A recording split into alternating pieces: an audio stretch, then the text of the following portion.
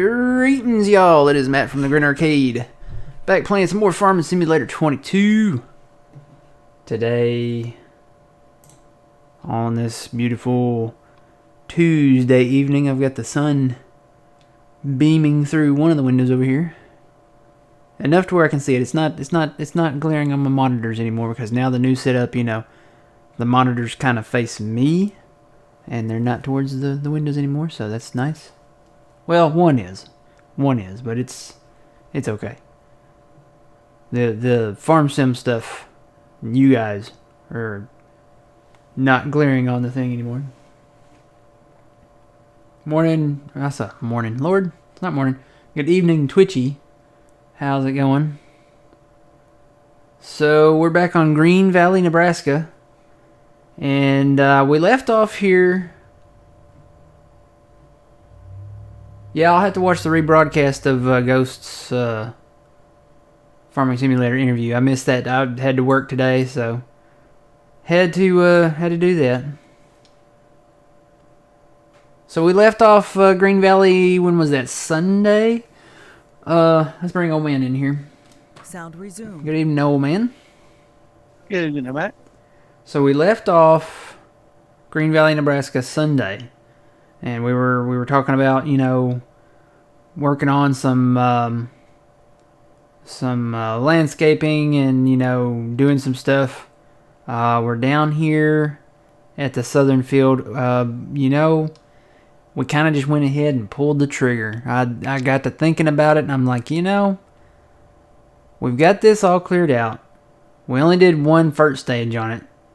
What if we just went ahead and bit the bullet and did it?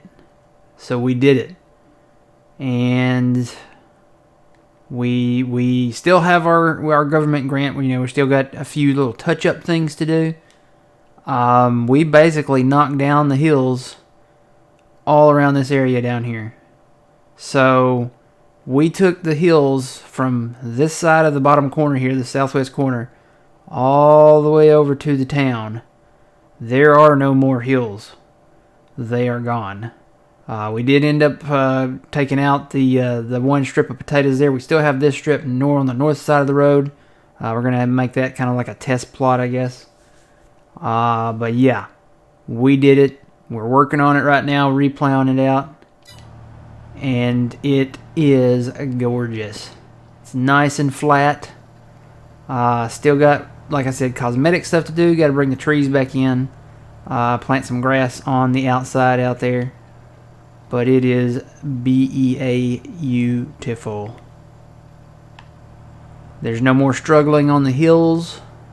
Those hills were real. There's old man way over there in the Steiger. He's plowing on that side. I'm plowing on the south end here. But this is going to be a huge flat.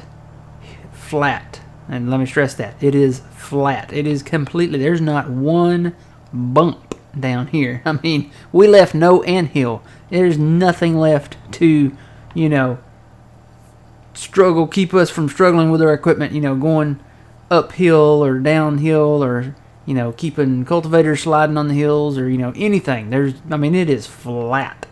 So, it's flatter than the world's oldest orange soda.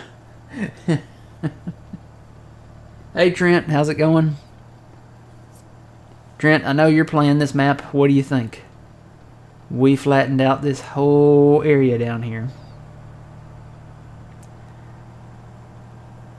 Finally own a Brooks instead of leasing one. Nice. We own... How many do we own? 8 or 10? I think it's 8. Is it 8? I'm kind of curious now. Forestry equipment. Yeah, it's 8.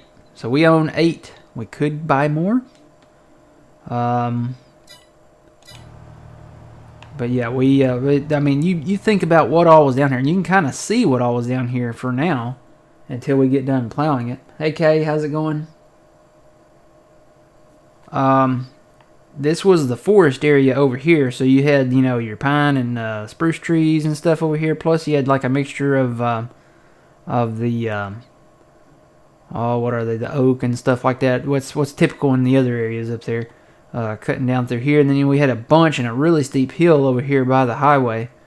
And then one little flat section where we did those rows of potatoes. That's all gone.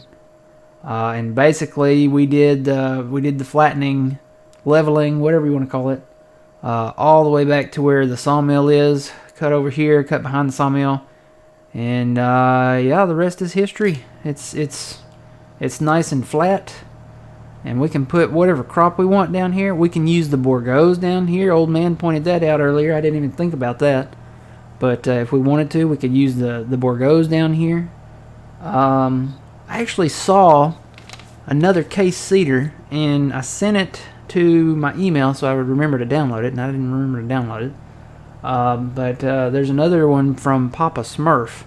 I don't know if anybody's tried it out yet. It's a case cedar. It looks really cool. So we'll have to try that at some point later on.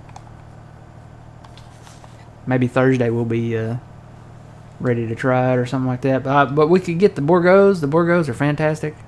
Or we could get we could try out that new case cedar, I guess, that we have on the map here now. That one is from Permamodding, I think. Yeah. It's this, whoops, that is not cedars. It is that one. The Precision Disc 500. So, the one I saw from Papa Smurf kind of looked like it folded higher than that one. If that makes sense. It folded more like a curve. So, I don't know what model that would be. We'll have to look at that maybe later on. Yep. Fantastic map. I mean, we can do anything down here. Soybeans, corn. It's fantastic to have it nice and flat down here. I am having... I don't know if I should call it an issue. And it may be some type of parallax occlusion thing. But when I get to a certain point on the field and put my camera at a certain angle, the tractor disappears for a second, and the town and some of the hill over there and the land disappears for a second. Only when I'm outside the tractor. When I'm inside the tractor, nothing ever happens. It's nothing wrong. So I don't know. It doesn't. I mean, it's not enough to say, hey, we broke the map, which it's possible, but it could be that I don't have the trees over there, and maybe that'll help. I don't know. But yeah, it definitely does it, and you'll notice it. Let's see. We're already past that point. It usually happens when I get to this corner of 29 and right down in here somewhere. So yeah, it's kind of it's like a visual kind of glitch. I hate to call it that, but it's kind of what it is. But I think from here on, it's not a problem. And maybe that'll change once we get once we get a crop in here and get the trees planted around the edge. So we still got to do that. We got to put the trees in. We got to put some grass in around the edge. So we'll do that probably either tonight or before Thursday at some point. How much did it cost to level all of this, you might ask? Well, if you look at the numbers up there in the top right corner, we still have the government grant, I guess, kind of somewhat active. We started out with 800 million even. We're down to 354 million even. If you do the math on that, that's $446 million just to level this field. So we spent $446 million to make a flat field down here. Oh boy. And that we're not done. I mean, we've still got plans to do this north field up here, and we got to do the whole thing up here. I know 4 is kind of flat, but it's got like a bump over here somewhere up in the top part.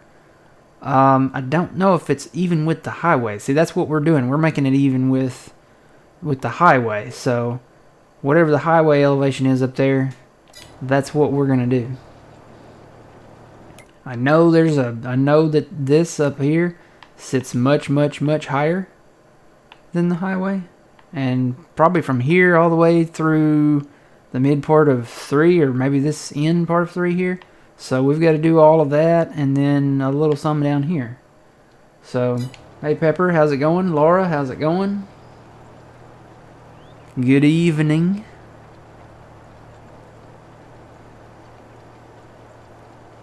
Yep, $446 million. I mean, if you give me the money, I'll spend it. Well, I'll find a way. You don't think we can spend $446 million, you might ask yourself, how in the world can you spend $446 million? You must not have been shopping lately, okay? Because them gas prices and, shopping prices ain't cheap. It pays to move dirt,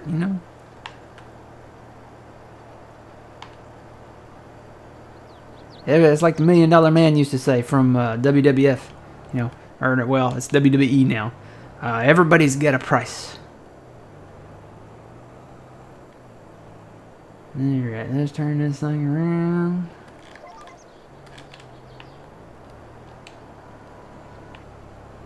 Hopefully it'll get it all. Dang it. The only thing working with a big plow, you gotta do wide turns, otherwise you're gonna miss. Forward. Come on, buddy. Get that little smidge. There you go. No lightning. We don't talk like that. This is a government grant. That's a government grant. We're feeding the hungry children of America that are, hungry.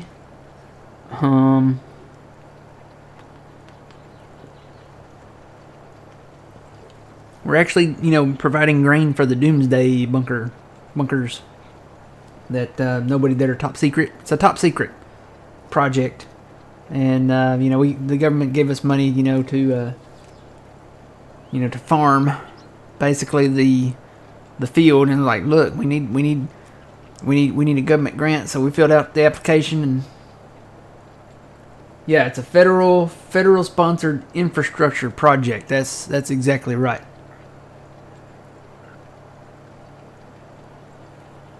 All those spoons you need are silver, so it's pricey. Yeah. yeah. We talked to Elon Musk, see, and he's got a lot of Twitters to feed now, so.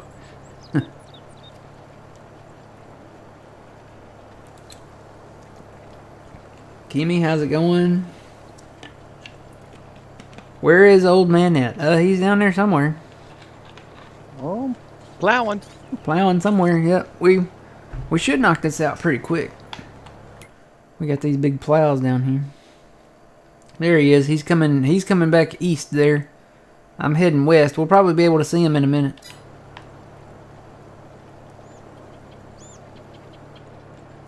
Oh. I felt a freeze. Hang on. Did we crash it? Did we break the map? Oh, I got the blue circle. Hang on. Give it a second. It's what we do. We break maps. So, I mean, if we did, it's, mission accomplished. Hang on. It's thinking about it. We broke it. It's thinking. Hang on. Stand by. I got kicked. You got kicked? Oh, man, it's probably fixing to crash then. Oh, boy. I still hear my tractor running.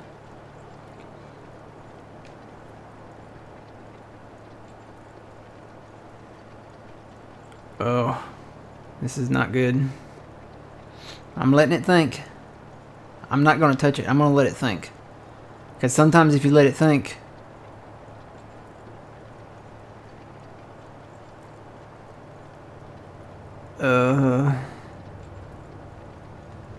Come on. Think, computer.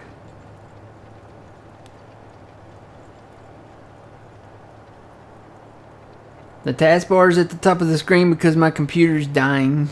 It's having a stroke or something. I don't know. I really don't want to click on it because then it's going to say, okay, we got to terminate the program.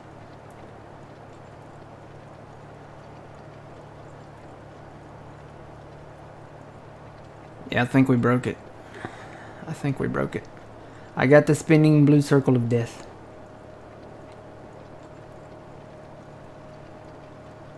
What does the log say when you hit the tilde key? I don't know. It's probably fixing to crash though, so we're probably going to have to reload it anyway.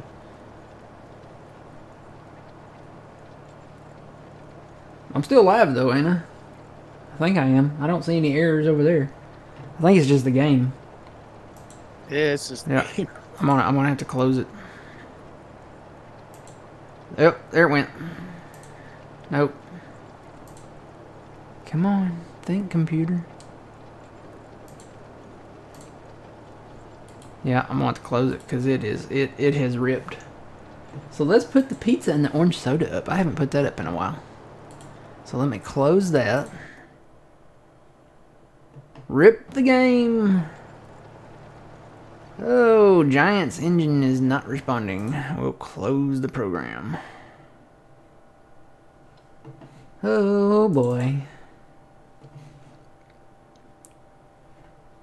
Tell me you broke Farm Sim without telling me you broke Farm Sim. Just leave it to us, right? Huh? I said just leave it to us. Yep. We'll break it. It's what we do. Time to open the box once and for all. Yeah. Oh, come on, Farm Sim. Now it won't start. It's doing that Steam thing where it says it can't sync with the cloud.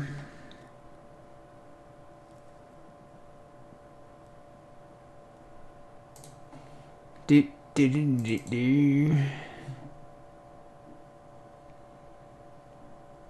Here it comes. Here it comes. Yay, it's coming back.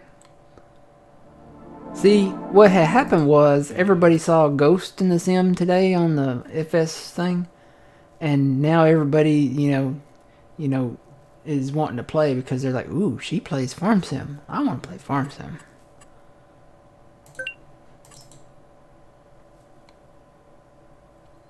Think the new PC would have made it through? Probably. It don't have a spinning drive in it. It's got one of them, what do you call it? NVMe M.2 drives. So, it wouldn't have to sit there and spin and think, what should I do with my life? Let me think about it.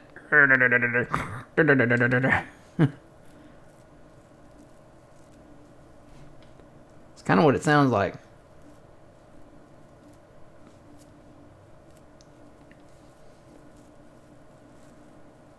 Okay. It's loading. So we'll go back to the live screen. I do have orange soda. I have pizza in there too. So I got a little bit of leftover pizza. Got me some pizza rolls in the freezer now. Alright, I don't know how much progress we lost, but I don't. Let's see, let's go to growth and see. Oh, we didn't lose too much. I think I'm still going. Yeah, we're still here. Turn that back on. Let me get my GPS going here again. Ooh. The GPS echoes.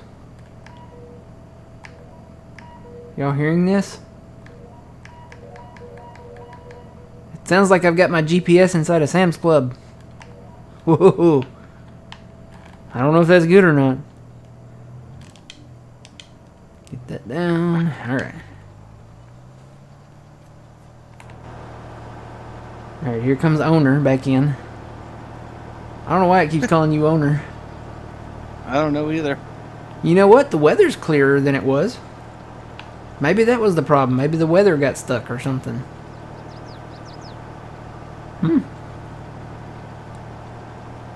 They see me rolling.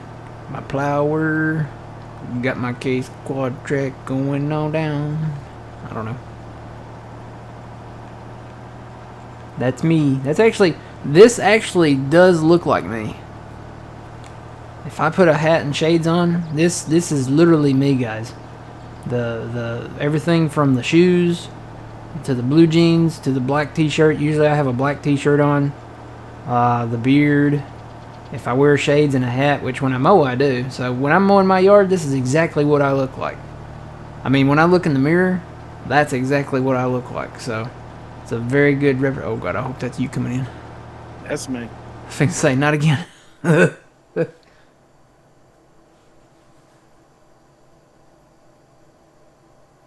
it echo like that, Trent, when you do it? Because it sounded like I was in a big warehouse or something.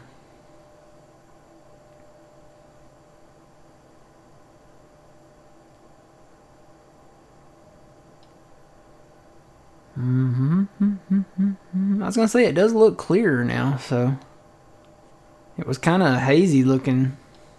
Maybe that'll fix that visual glitch too. I don't know. I'll see where I'm at in the field and see if it does it again. It echoes in the cab. Okay. Big muscle built. Who, me or the tractor? I mean, I don't look that bad, you know. I'm not skinny and I'm not, heavy anymore. I used to weigh 285 pounds, which it wasn't all muscle, it was all fat. And I lost a ton of weight. I am now, how much do I weigh now? I think I lost 100 pounds. So I'm like 185, 190. I kind of bounce between 185 and 190. So, because I still like my pizza and my orange soda. Wonder if it still does that visual thing. Where am I at on the field? Okay, it should do it right up here somewhere. And I have to be like at a certain angle. I think like right here somewhere. So we'll see. So when it did this before, the town disappeared and like part of the field here disappeared and then my tractor disappeared. We'll see if it does it again. I was gonna say the weather is clearer now, so maybe that was the software fixing itself. I can hope. I think I got the right camera angle here, because it only did it at a certain angle, and it never did it in cab. So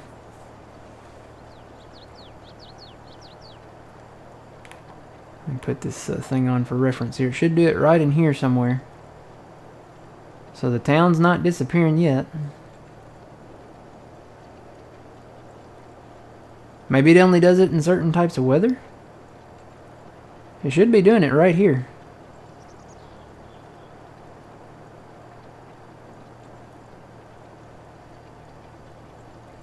Maybe that's what was wrong with the game and it had to close, had to force close. No, I'm at the right angle. This is it, right here.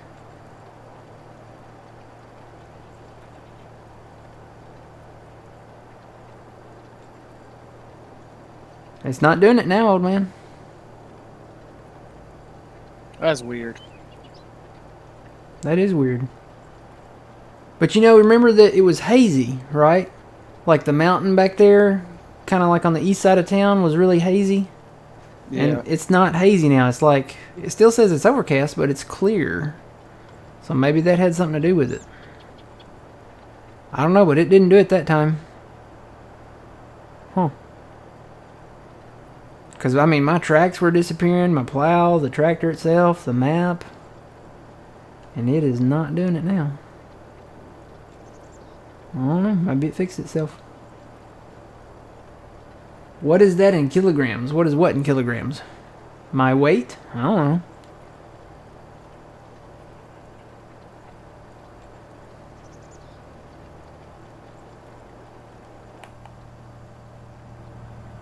I almost like driving in cab. It's kind of just the sound, It's kind of peaceful. We didn't lose too much. 'Cause I think I was on this pass when we started.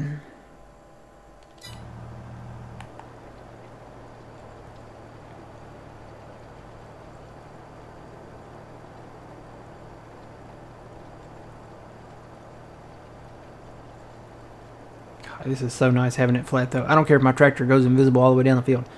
Well, actually I do. But I could always drive in cab, I guess, and do it. But this is going to be nice. To have this field, you know, it's nice and flat. Just harvesting it and working it. I mean, fertilizing it, everything. Fertilizing it, cultivating it, planting it. So nice to have it flat. Hello, welcome in. Good evening. Good evening. Alright, on Sunday, who's watching Halloween movies? Who else is going to watch Halloween movies on Sunday? Yeah, 185 pounds. We don't weigh ourselves by kilograms here. In the well, I say that. In the medical field, they do it for medications, but over here, I don't know, you know, over there, I know you guys probably weigh kilograms. I only weigh 83 kilograms. Wow, I'm really thin. 185 pounds. Yeah, I think that's what I weigh.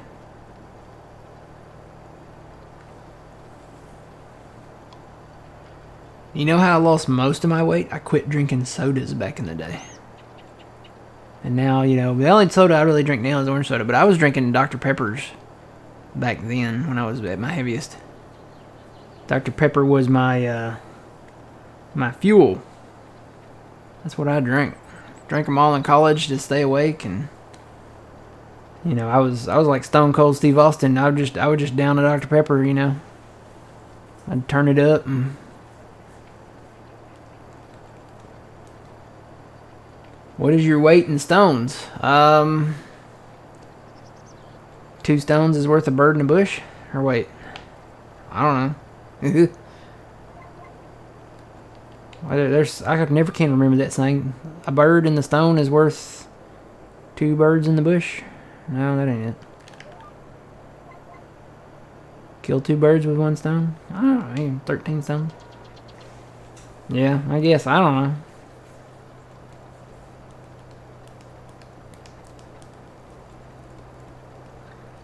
My weight is 17 pizzas.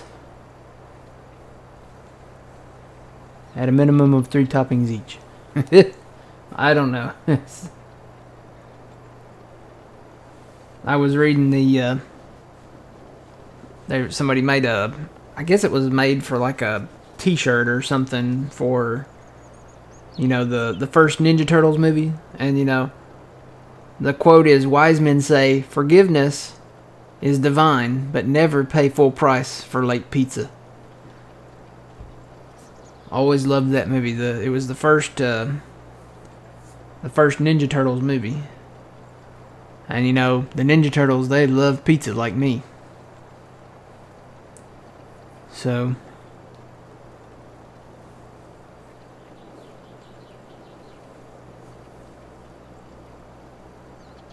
$13 stones. I don't know. Guess it depends on the size of the stones.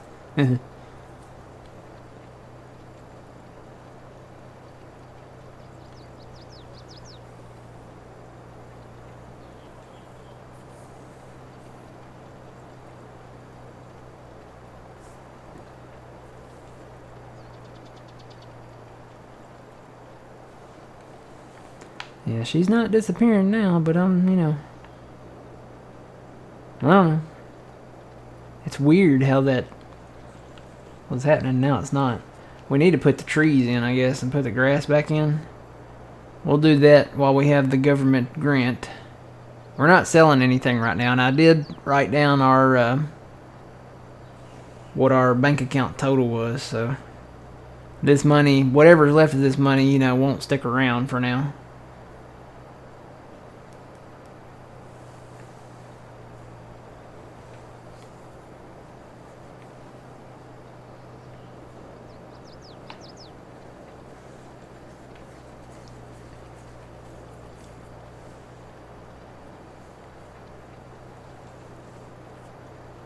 Googled it. It's weird. 13 stones. Do they measure by stones? Do they measure weight by stones?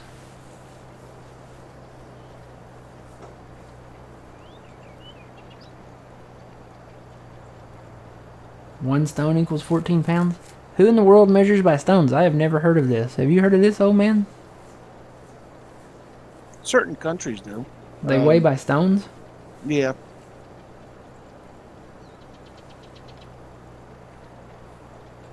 One stone weighs 14 pounds? Why not just measure by pounds then?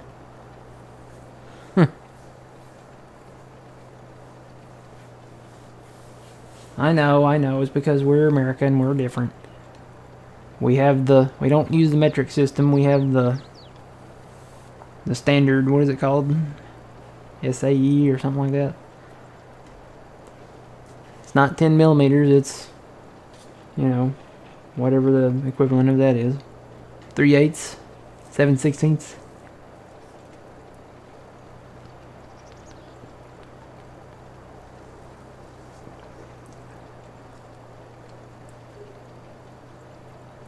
Yeah, SAE.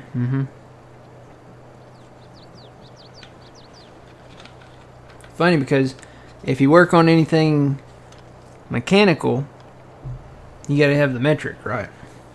Like the millimeters, 10 millimeters, stuff like that. If you work on anything else, it takes the standard.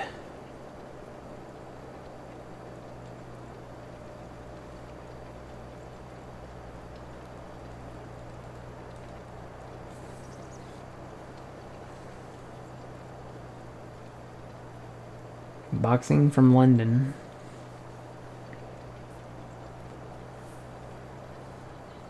See, when I think boxing from London, I think of Boxing Day.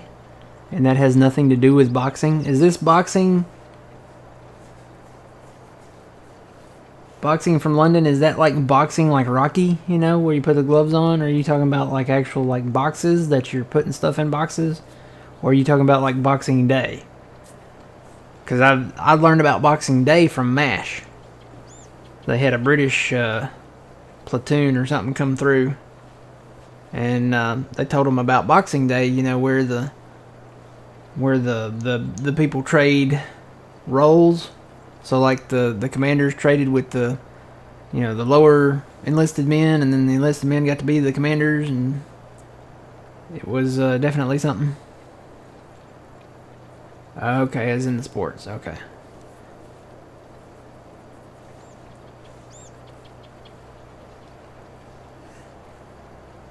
I'm reading you now. I read you now. I'm going to have to take off one day and go see the new Top Gun movie. It's coming out in May. Top Gun Maverick. That's going to be a good movie. That's going to be an awesome movie. That's most must-watched in the theater. The Top Gun one? Oh, yeah. Yeah. The most recent trailer kind of delves into it a little further. And I don't know if anybody, this might be a spoiler alert for anybody, but if you haven't watched the trailer, it's in the trailer. Goose, Goose, you remember Goose, right? He died in the first one. His son is coming back, like to Top Gun. Yeah, I saw that trailer. And Iceman, that was played by Val Kilmer, he's actually like an admiral now. And Maverick is still just a captain. Well, I guess he was a lieutenant back then, but he's a captain now. And he should be a 2-star admiral. They talk about that in the trailer, and like, you should be a 2-star admiral by now. And he said, well, that's one of life's great mysteries, sir. So, but yeah, just looking at the trailer, it looks really good. And it's cool because this time, when they filmed the first Top Gun, a lot of the cockpit scenes weren't really filmed in flight, right? They were filmed in front of a green screen, and there was just a little cockpit set that, you know, they probably had some extras shaking it to make it look like it was flying through the air and tilting it back and forth, you know, stuff like that. This time it's filmed from the cockpit. They have like 6 IMAX class cameras in the cockpit of the jet. So all the dialogue and stuff is actually being filmed in flight. So it's going to be a little different.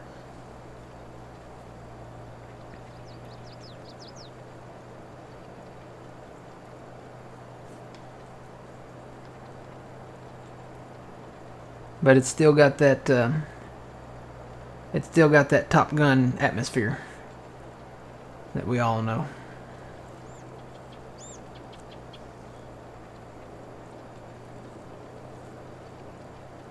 Oh, and apparently they're making another Ghostbusters movie. They just announced that like today or yesterday. I don't know if it'll be a sequel to this last one that came out, but they're making another Ghostbusters movie.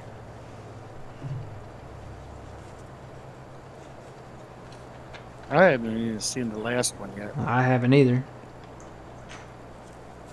I was gonna pick it up at Walmart, but they don't have it. I guess they're like sold out of it or something.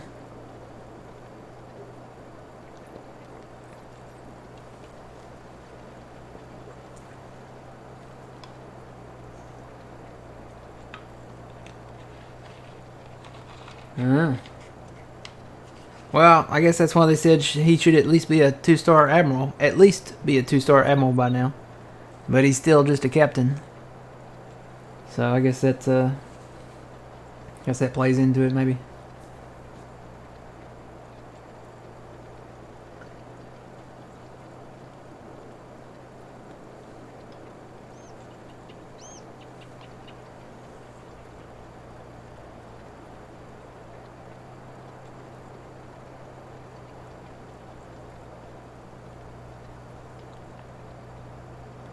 I say your side of the field is getting closer to mine. We about got it.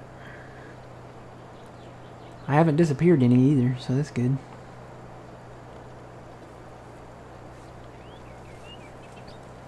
Kind of curious. You know, Hollywood's wanting to do... They really want to do Back to the Future. But both the director and the producers from the original franchise said absolutely not. And I guess they have some type of controlling interest over it or something. They really don't need to do like a reboot. Like they don't need to go and do it over again. What they need to do, if they do it, it needs to be a sequel. Maybe with, I'm sure it would have to be different actors, you know. Because, I mean, Christopher Lloyd, I mean, he's up there now. I mean, if you've seen him lately, he's like really, I mean, even his voice is like shaky. And of course, Michael J. Fox, unfortunately, you know, he suffers from Parkinson's disease. And the only people that are still, you know, what was her name? Leah Thompson. She doesn't look like she's aged a bit.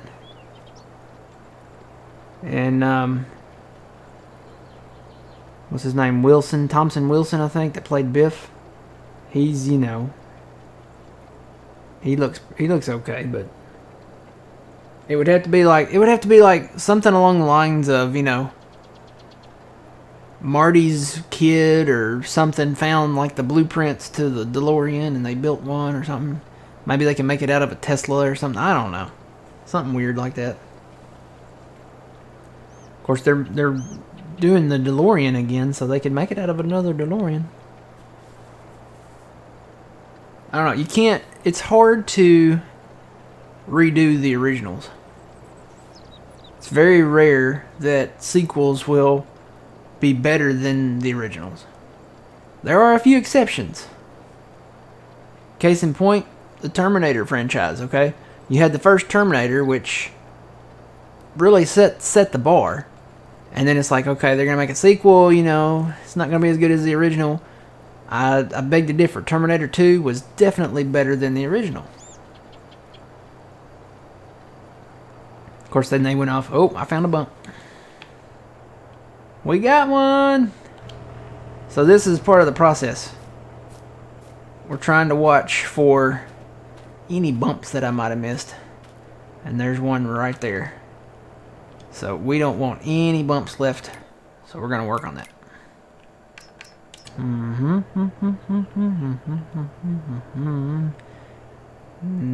There it is right there. So we're going to go over to landscaping.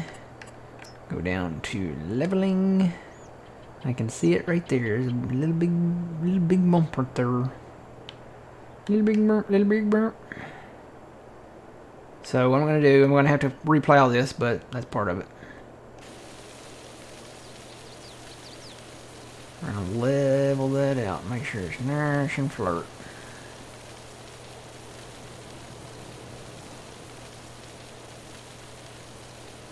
Erkid.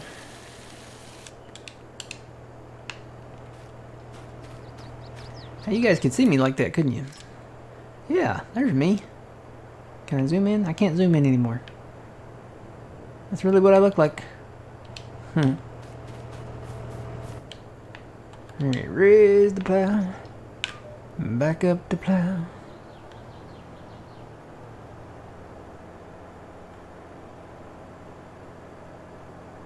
No plow, go that way. Stay in line.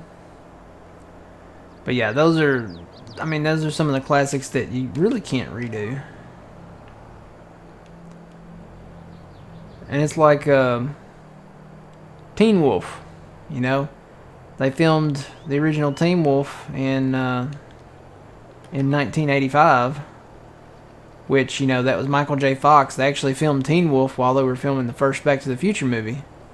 So when he got done working over on the Back to the Future set, he would take a station wagon over to the Teen Wolf set, and they would film, you know, over there. And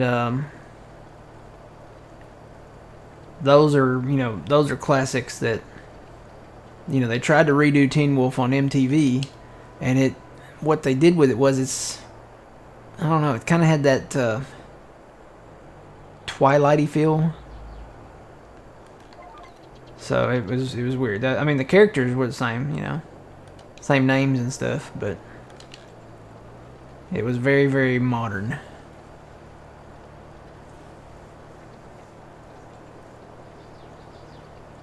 Yeah, and maybe that's why Maverick is not an admiral. He wants to be in the air. How big is this field? Oh my god, it took like 5 minutes to do one pass. No, it takes longer than that to do one pass. I don't know how big this field is. I tried doing the point thing, you know, where you pointed at the thing, and it doesn't say. Is Squirrely Dan here? He's not here, is he? I think he was the one that said that doing it with this cultivator you don't get weeds. I beg to differ, sir. It says weeds are growing. So I think we got weeds. Plow what, Trent? Technically I'm plowing it up.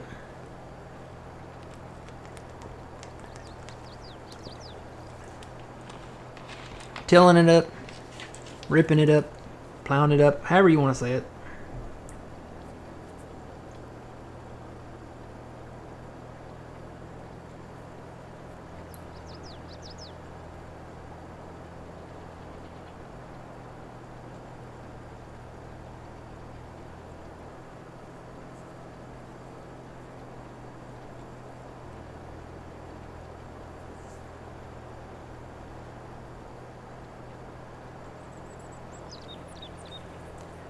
Right into the danger zone.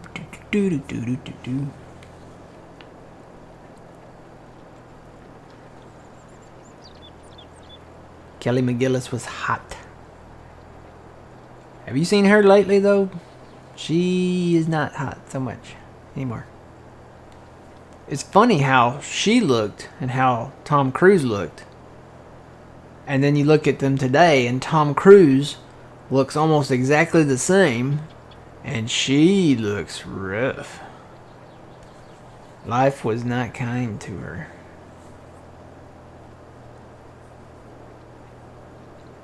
But it's like, you know, Yasmin Bleeth from Baywatch. Life was not kind to her either.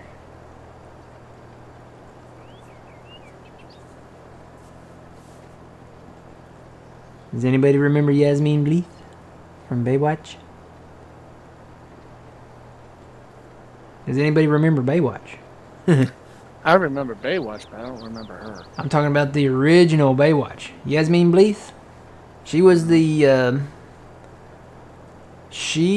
the one that had like the bluish eyes, like light on the eyes, and brunette.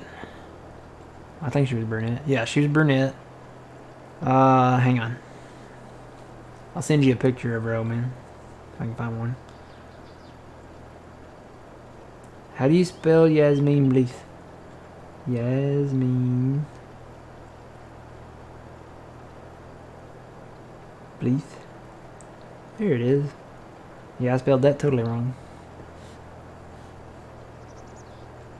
It's Yasmin Bleeth. Oh boy. Oh, here's one this has got a before and after picture. Or well, an after and a before, or after and before.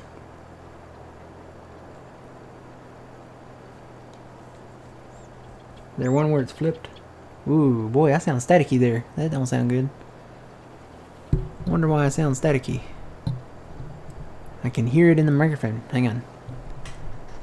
Do I sound staticky to you guys? No. No? I hear it. Maybe it's my headphones. I don't know. I bet it's this little switch on the headphone. Let's see. Yasmin Bleeth. Trying to find a better one.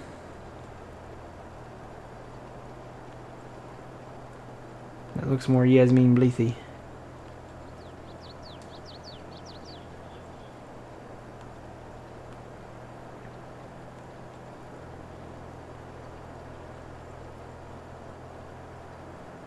I like that before and after, but that doesn't really look like... Well, okay, this one does. Is there one that's a little clearer?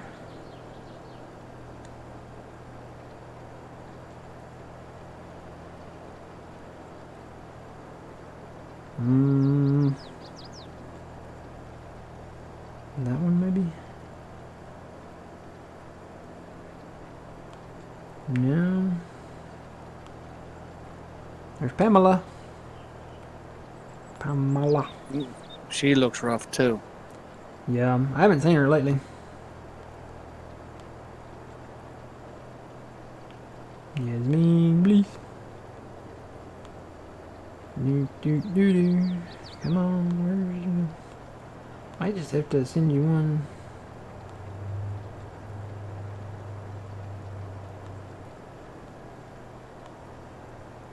Well, nuts. Let me go back to the top.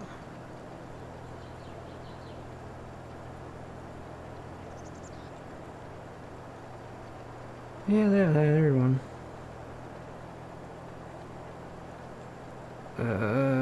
Old man. Aw, Trent. That's exactly what I want to do. Should I just put these in general? I don't know. It might be weird. Everybody seeing the picture of Yasmin Bleeth. Old man. Let's see. Here we go. That is Yasmin Bleeth. Do you remember her?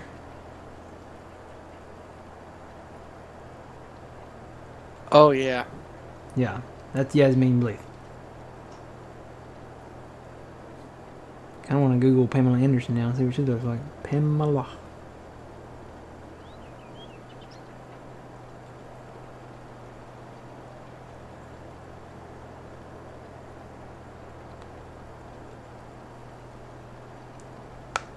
Oh, wow. Told you. Yeah, she has definitely changed.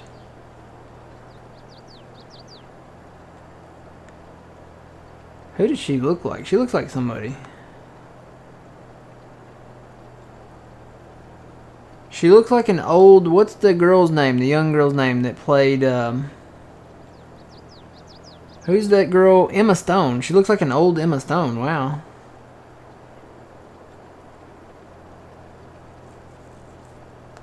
Wish I could find a before and after of her.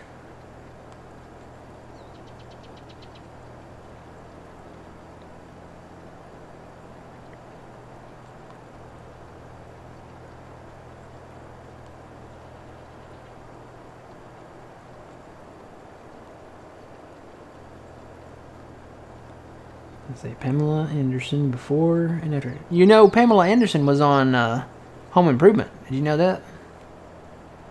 Yes, I did. She was on the first season of Home Improvement before Heidi.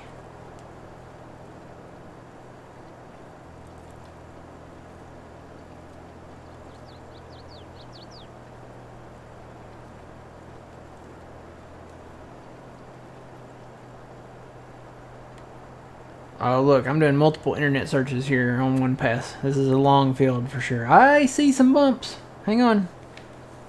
Hold the phone.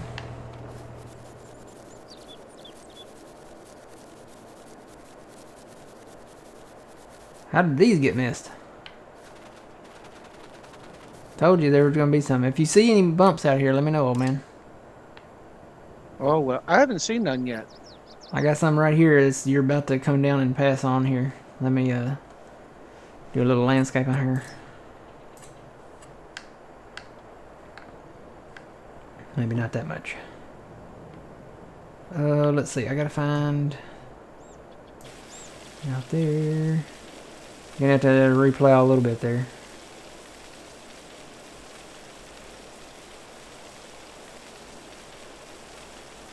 I can see these all the way across the field. I can't believe I missed these. There's quite a few right here. But like I said, you know, late at night, early in the morning when you're doing this,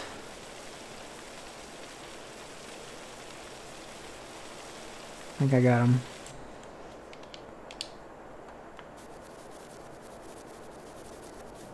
Were they high or? They were high enough I could see them from where I was plowing way over there.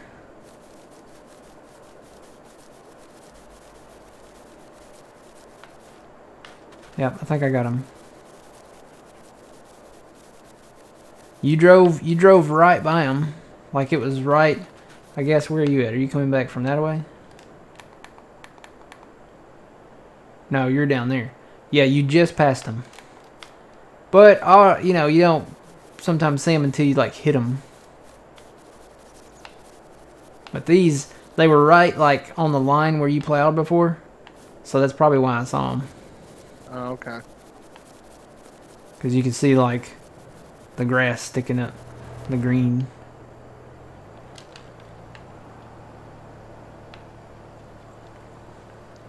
I think I need to repair my thing. Because it's going 8 now instead of 9. Are you still going 9? No, you're gonna have to repair mine too. Okay. You probably can do it. You have Farm Manager. Just go out to your cultivator, hit L1 and right on the D-pad. Make sure you're aimed at the thing really well. And then it goes to the shop, basically, and just hit repair down there. I think it's triangle for you, maybe.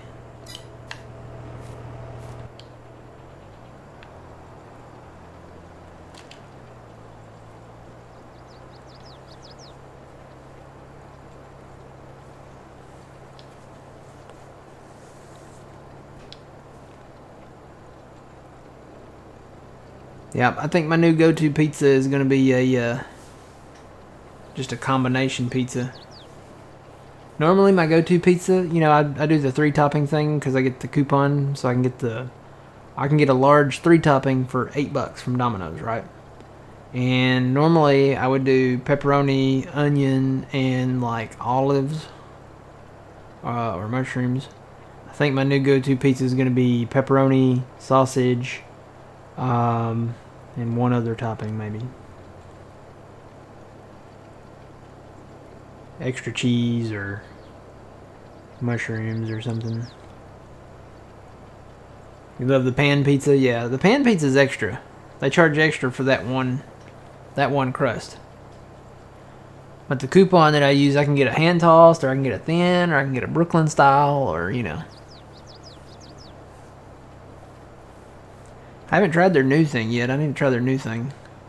It's like these big bowls of dip, and you can get like one with like cheese and one with like marinara sauce, and then one of them's like a dessert. One of them I think is like cinnamon sticks with like an apple dip thing, and they're like these big like bowls that you dip the stuff in.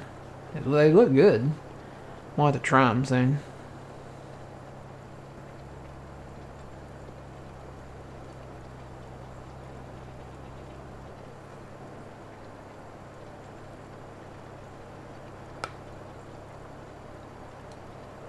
You know, like I said, if we can find the bumps, I'll fix them. But if not, we'll just say big gophers are out here in our field or something, I guess. And then we can fix them eventually later.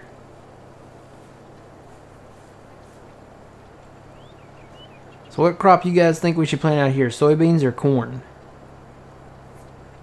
Because we could do either one.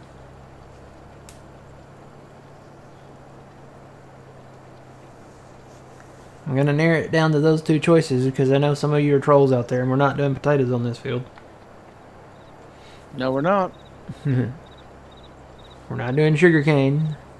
We're not doing, Sugar beets. Nope, sugar beets, nope. And we're not doing grapes. So Oh no. it's either soybeans or corn. So it'd probably be a really good soybean field because of how big it is and how flat it is. But I mean, corn would be, corn would be good too. Cotton would be a really good one. Oh yeah, I forgot about cotton. Yeah, we could get those bigger harvesters and then just let them go to town. So far we've got 2 soys and 1 corn.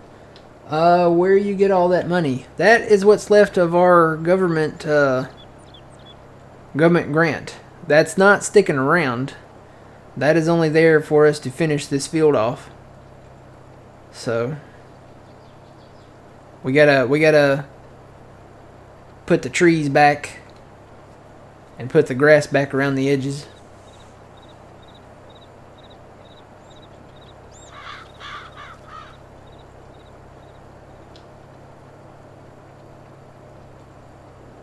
You're gonna say you don't need to work anymore? No, we actually have. Let's see. Let me get turned around here. That would be pretty cool to put corn, like plow this up around the baseball field, and put corn around all the baseball field. It'd look like the Field of Dreams then. Yeah, boy, I'm on to back up here. This is not. Yep, I'm on to back up. Can't turn too wide with this tractor because of the tracks.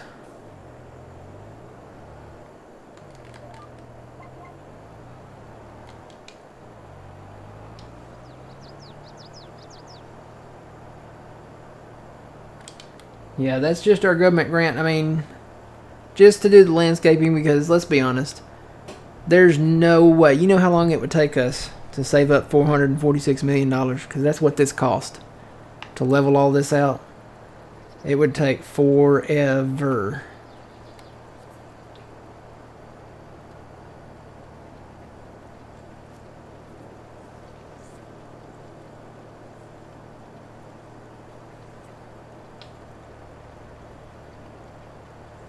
Yeah, cotton would be a good one down here. We'll probably do some cotton later on.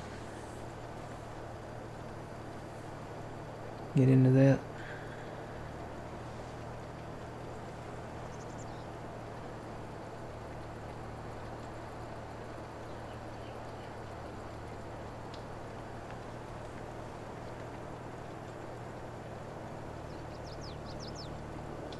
Yeah.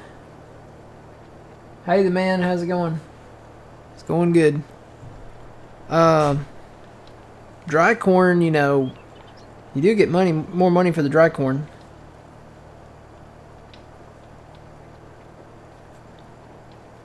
We have 2 soys and 2 corn.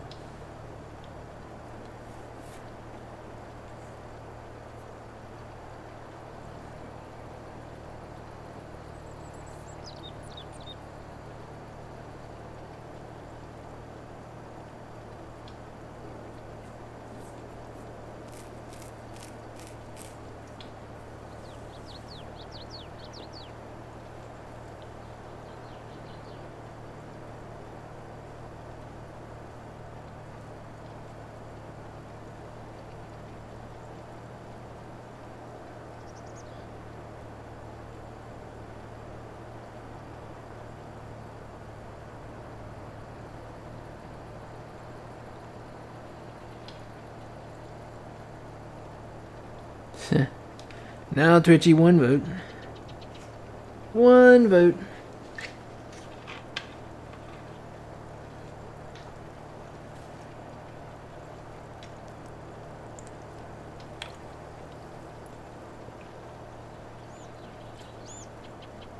Tried that BK patty melt, man? Yeah.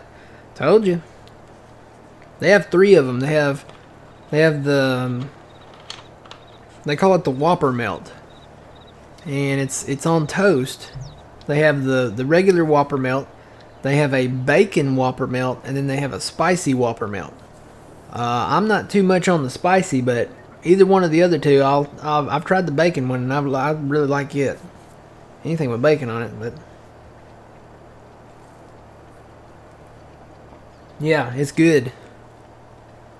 It's good. I'll probably get that tomorrow.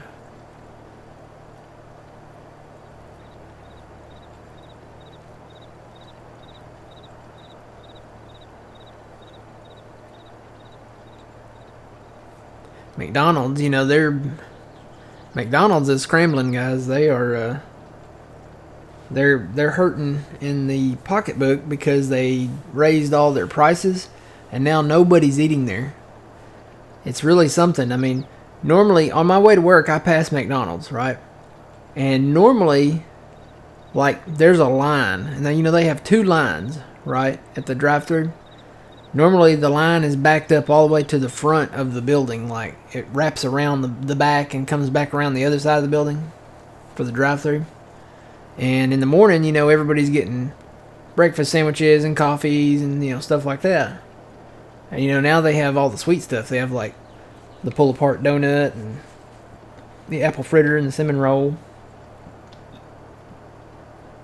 Well, now every morning when I go by there, and people have been talking about it. I've talked to a lot of people that have been talking about it. And I guess the quality of the food versus how much they raise the prices, people are not eating there anymore. And I drove by there yesterday morning, and there was not 1 car in the line. Not one.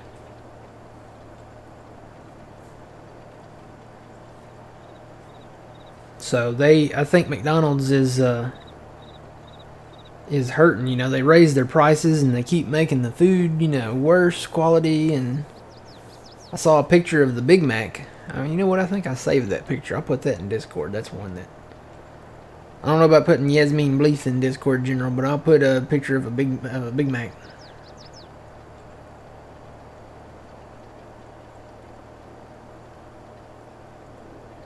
The OG Big Mac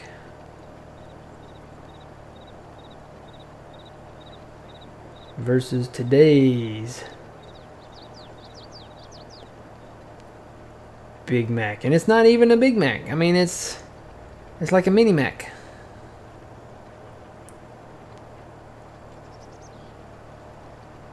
Oh, autocorrect. Come on.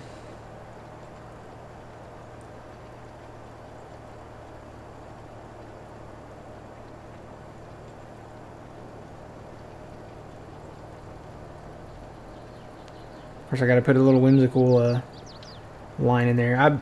I looked up to see if I was at the end of the field yet. I'm nowhere near it, so.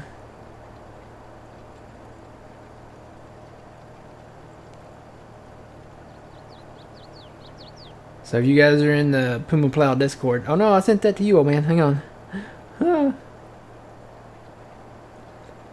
Well, oh man, you get the first sneak peek of that. Copy text. Let me go back to general.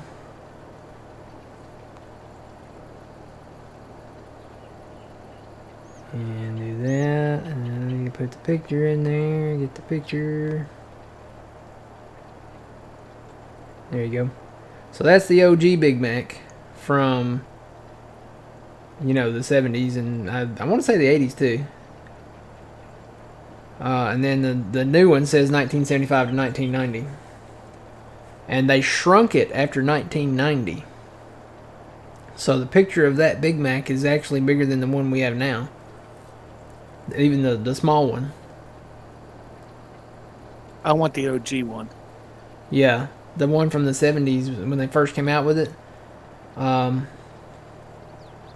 it's in the name, Big Mac. I mean, and now it's like, it's like a sample that you get at Sam's Club. So it's not big enough at all.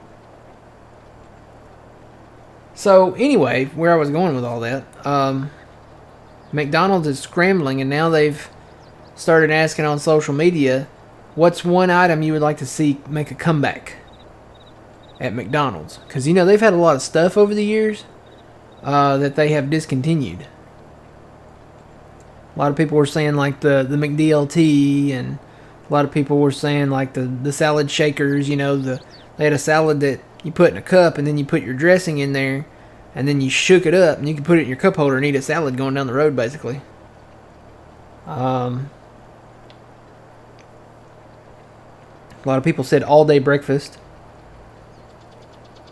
My personal one that I would want to see come back is the Arch Deluxe.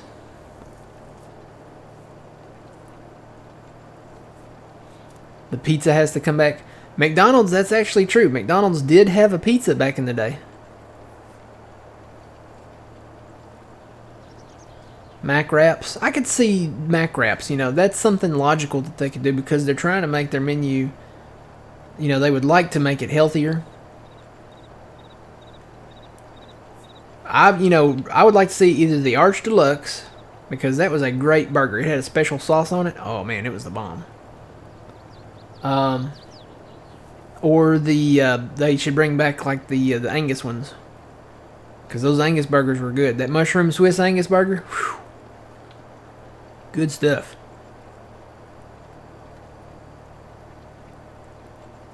I like to see the ice cream machines to work. Yeah. That's what a lot of people commented too. That's like, for your ice cream machine to work. And like I said, a lot of people said all day breakfast. I wouldn't mind seeing all day breakfast, but for me, it's the prices. They went up on their prices. Like, okay, so the sausage, egg, and cheese McMuffin, right? That was one of my go-to breakfast sandwiches. It was $2.69. They raised that to, it's like $4.09 now.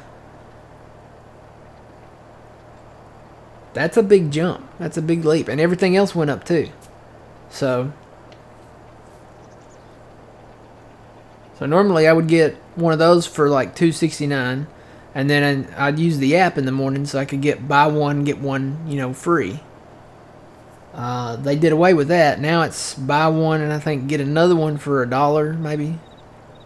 So still kind of not a bad deal, but when you raise the price that much, that's too much.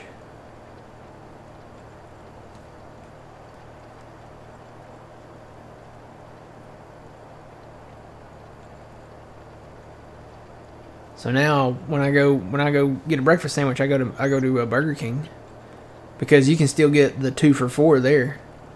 You can mix and match them too. You can either get a biscuit of some kind or a croissant sandwich of some kind, and you can get 2 for $4. So, or if you want double bacon or double sausage, you can get them 2 for $5 and mix and match them that way.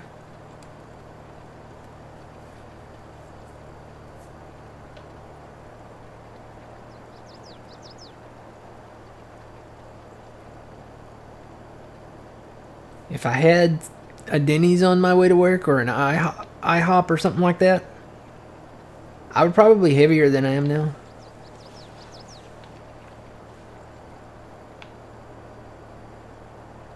Get that Grand Slam breakfast. I would get up an hour early just to get, steak and eggs or Grand Slam breakfast every morning.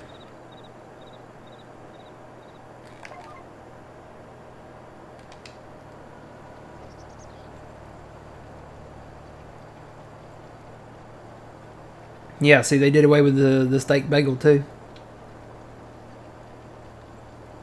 Tell you the cheddar, what was it, the onion cheddar burger that McDonald's had, that wasn't too bad, and they did away with that. They did away with a lot of stuff. partly, you know, and two, partly you have to blame COVID a little bit, because before COVID they had extra stuff and they had all day breakfast and all that. And yeah, their ice cream machine still didn't work, but a lot of the stuff that they had, they did away with due to COVID.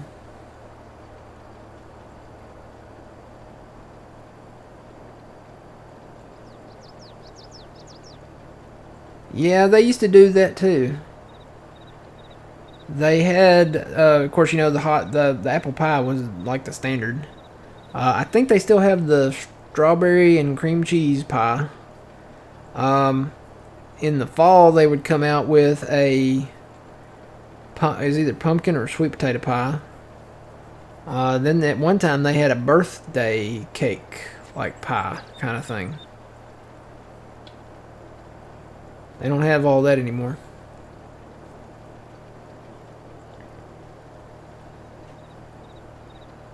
I remember they had the big and tasty wasn't bad. It was pretty all right. McDonald's, like I said, they've had a lot of stuff in the past, and for one reason or another, you know, they got rid of them. Boy, I was super upset when they got rid of the triple stack breakfast sandwiches. They used to have, it was called the triple stack, and they would put egg, cheese, sausage, bacon on any one of their things that they had. So you could get a McGriddle like that, you could get a biscuit, you could get a McMuffin like that.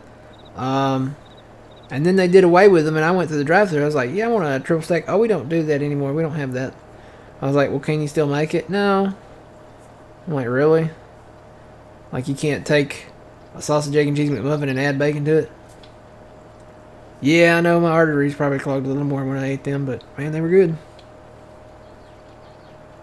Yes, the McDLT. Yeah, we talked about that one, too. So the McDLT, a lot of the younger generation here might not know what that is. The McDLT, and the one reason they got rid of it is because of the container that it came in. It came in a styrofoam container, right? So that's, you know, bad for the environment, of course.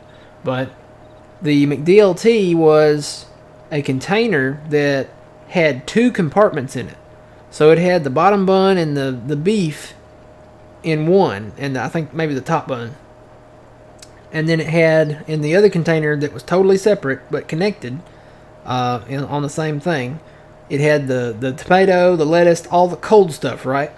So the idea was to keep the bun and the meat hot while keeping the tomato and the lettuce and all the fixings cold, so that they'd still be crisp and stuff. So when you open this thing up, you had to put that stuff on there.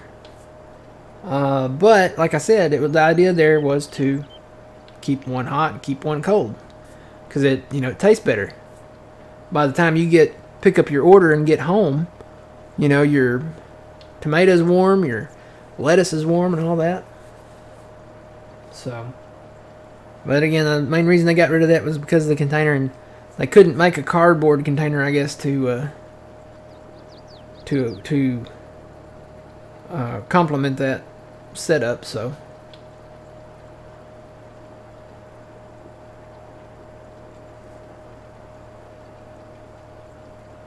Had to get rid of the big and tasty because it was like the Whopper.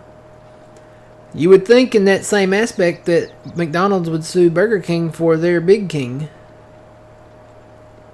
Because Burger King has a Big King that tastes just like the Big Mac. It's called the Big King. It has the special sauce and everything on it. It's a Whopper, but it's basically a Big Mac. And they still have it too. It's still on the menu. Let's see, let's find that.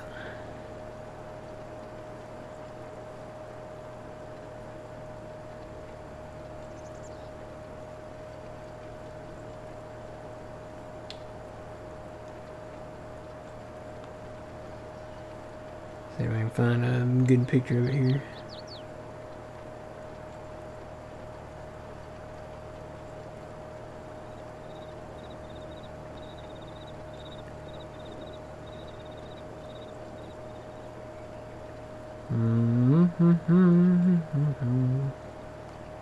The Big King. There's good pictures of it, but I'm trying to find some with some wording on it. Well, you guys know. What if I typed in like Burger King, Big King, maybe Burger King, Big King. There we go. Let's try that.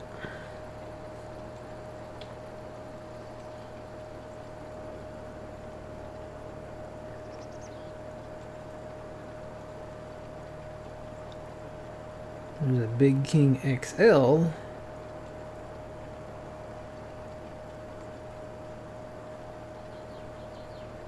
So you can get it, I guess you can get it as a single patty. I'll just, or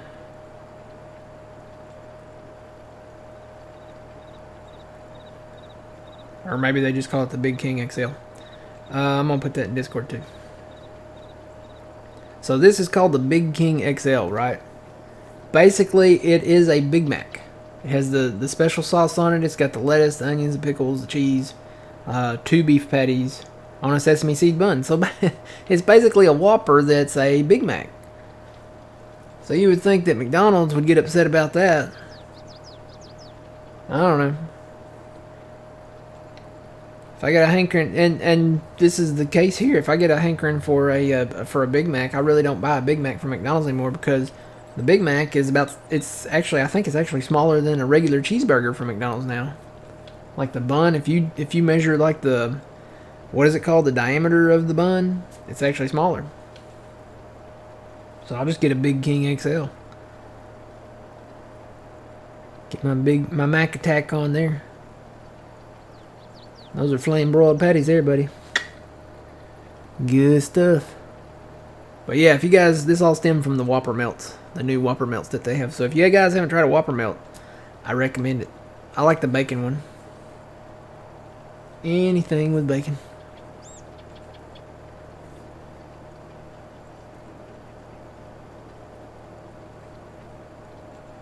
Oh, you must live out west there. How do you say that? Obi? I'm just gonna call you Obi.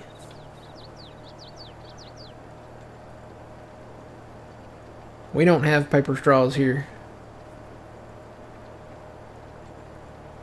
Isn't California the only one that passed that thing where they do paper straws now? I think California is the only one that did it.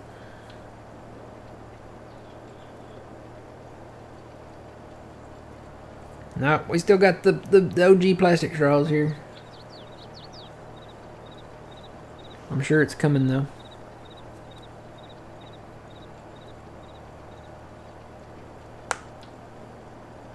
You'd think we would be getting better as a society, you know, but all the environmental people are like more concerned about the environment.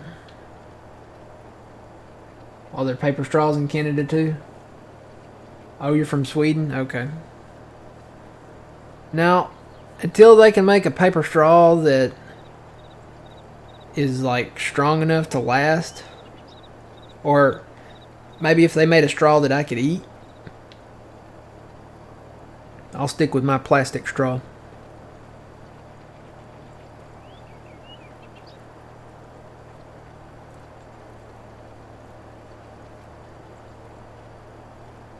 I'll start walking up into restaurant establishments, you know, with like a metal straw in my pocket, like a telescoping straw.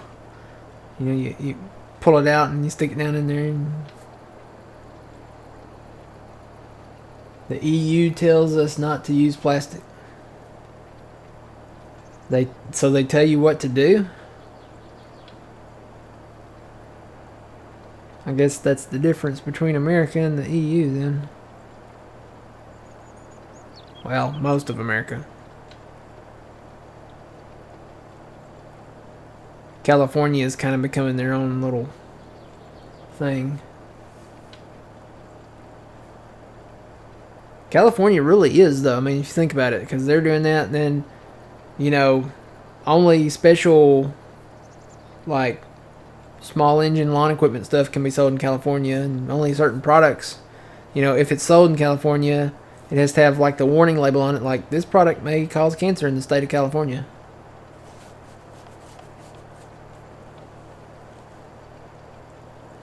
Oh yeah, that would be a good idea there, Farmer Ryan.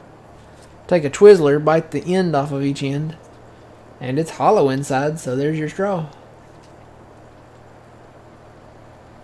Would it dissolve though? Because I mean, it's just sugar. Sugar and gelatin. Maybe it'll last long enough you can finish your drink.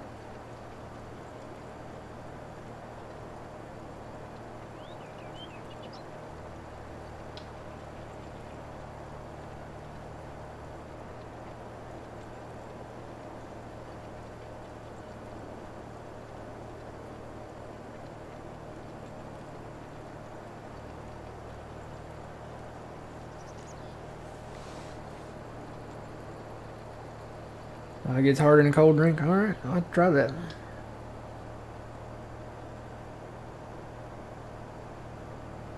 The restaurant's not allowed to use plastic anything, yeah.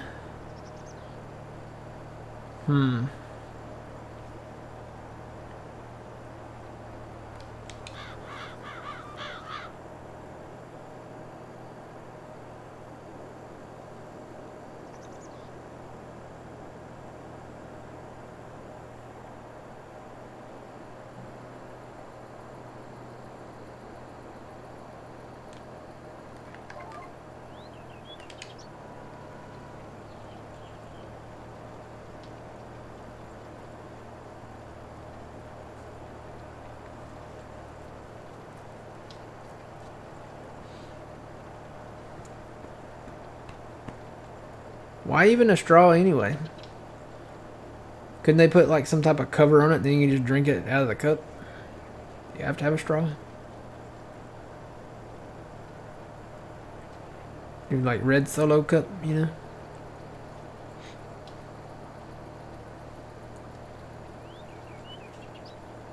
Red Solo cup. Gonna fill you up.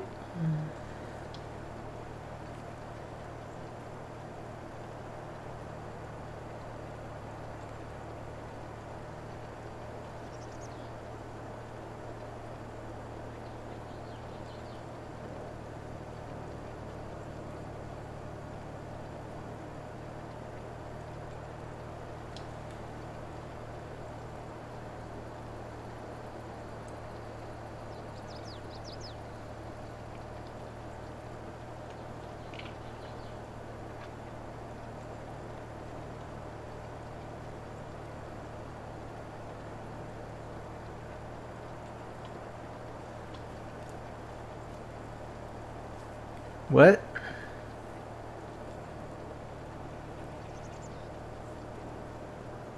Driver update? What?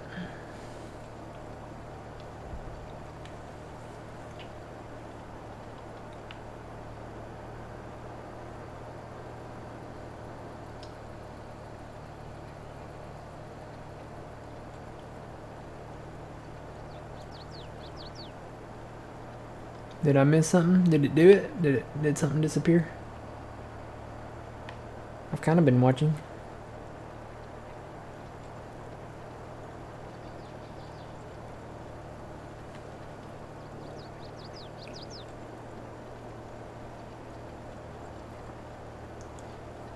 Oh, did it pop up on the screen? Was it for the NVIDIA? That's the only thing that I can't keep from popping up on my screen.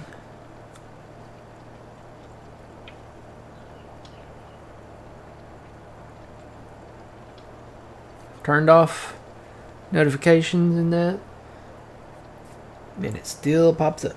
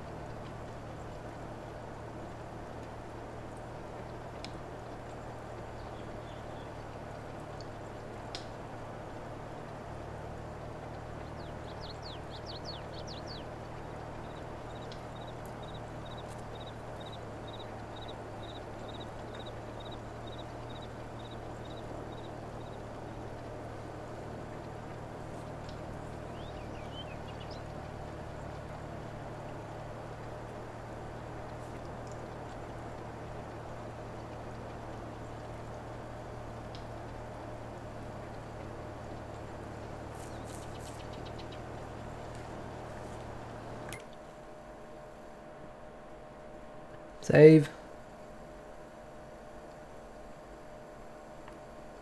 Oh, we're getting closer.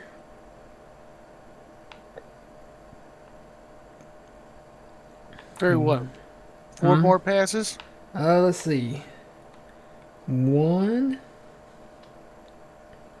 2, 3, 4, 5, maybe 6, including the ones that we're on. Or well, the one I'm on, you're about done there. I didn't count that one.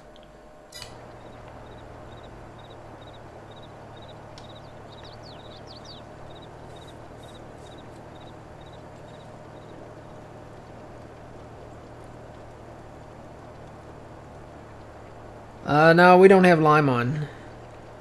So all we really got to do is fertilize it next.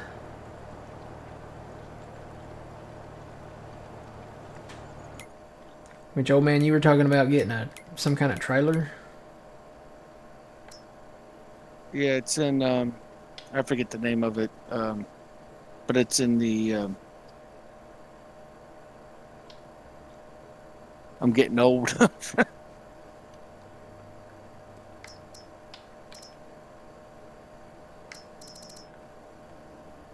It's in the Auger Wagons. You talking about the conveyal? That's it. Okay. Yeah, that's for a semi-truck. This, we've worked with this a little bit before. It's kind of weird how it operates because it has different compartments in it.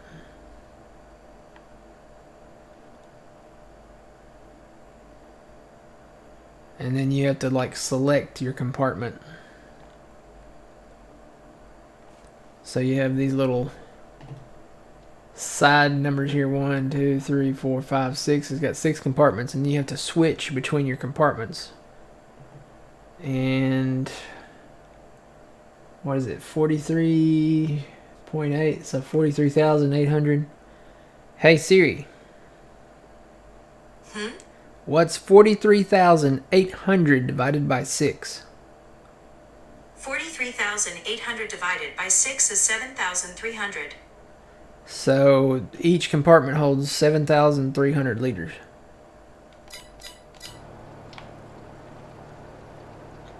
And then when you empty one, you have to switch to the next one.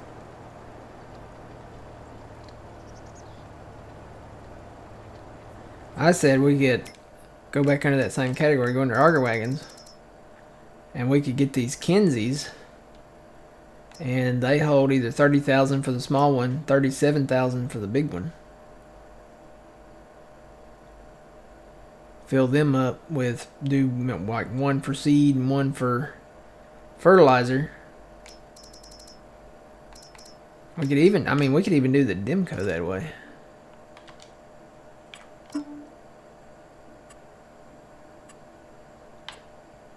Like, we could have green and red Auger Wagons for the grain, right? And then we could do like gray and blue for the fertilizer, and have like a gray one for seed. And it holds 77,500. Do a gray one for the seed. Do wheels. And then do a blue one for fertilizer. That might be the way to go. And then you could just fill those up at the tank, and then run them out there and fill up where you need to fill them up at. Or we could do it that way.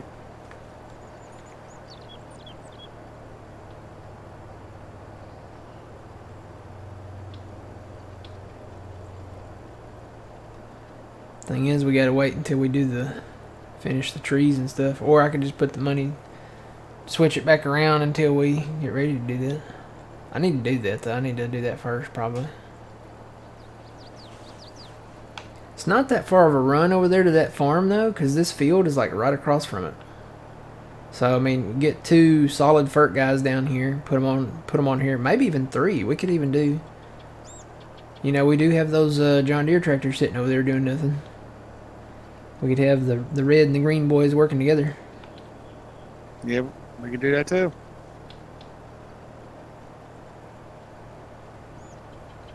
Nah, it won't take the entire stream. We're about done. We're going to do some fertilizing too. Yay! That's exciting.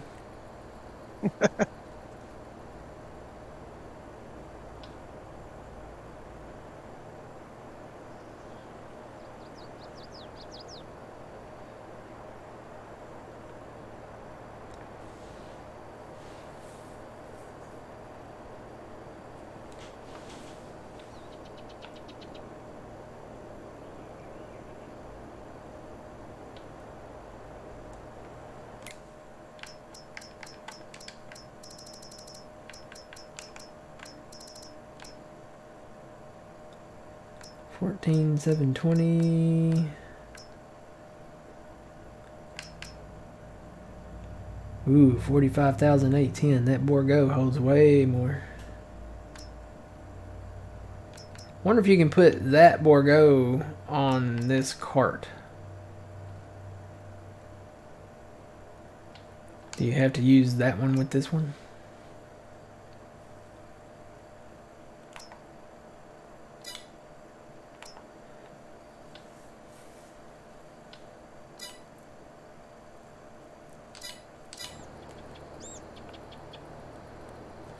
Well, the next day is planting day, guys, so this is the last day we've got to cultivate this field, and we definitely want to do this one because it's A, big, and B, flat, so definitely want to get it done. We're going to plant corn in 6. We've got wheat in 5. We bought that. We've got sunflowers in 2. We bought that. And then probably, I don't know, field 1 up there. It's still in the air. We did get field 9. Need to work on that a little bit.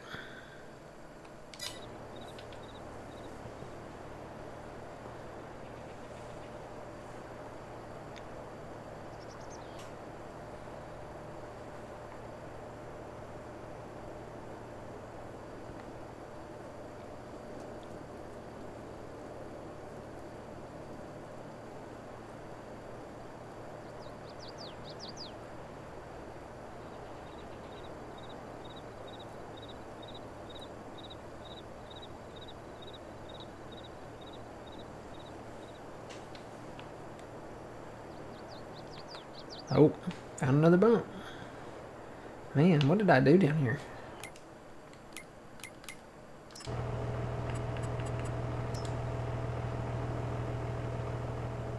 That's a big one there, too.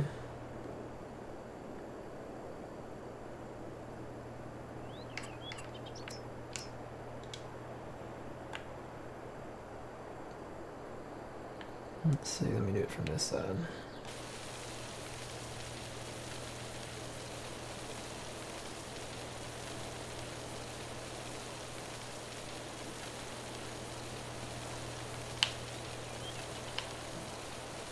Yeah, we hit that with the planter, we're gonna feel it.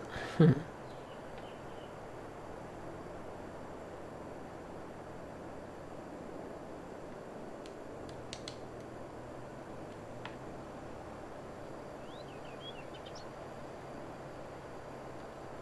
we go.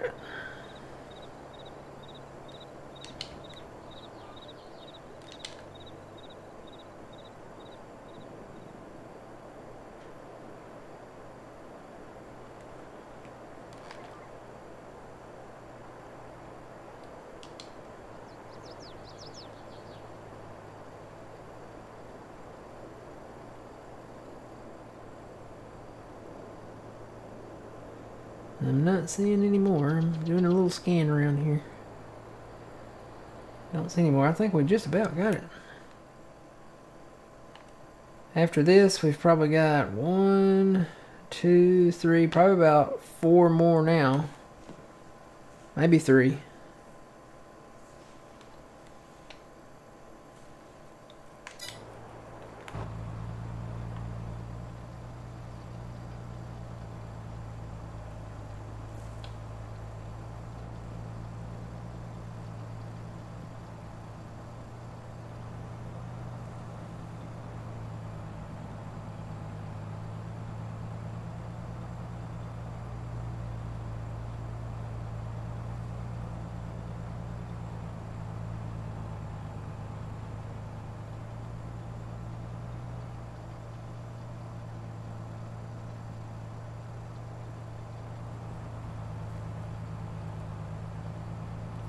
What are we going to seed this field with? Well, I don't know. You know, we took a poll in chat. Soybean or corn? And I think we had 2 soybeans and 2 corns. So, I don't know yet. A good question. We got enough viewers in chat. You think we'd have more than 2 soybeans and 2 corn? I'm gonna take a quick break, guys, and I'll be back. Type in chat what you want. What you want us to plant? Soybeans or corn? And I'll be back. See you soon.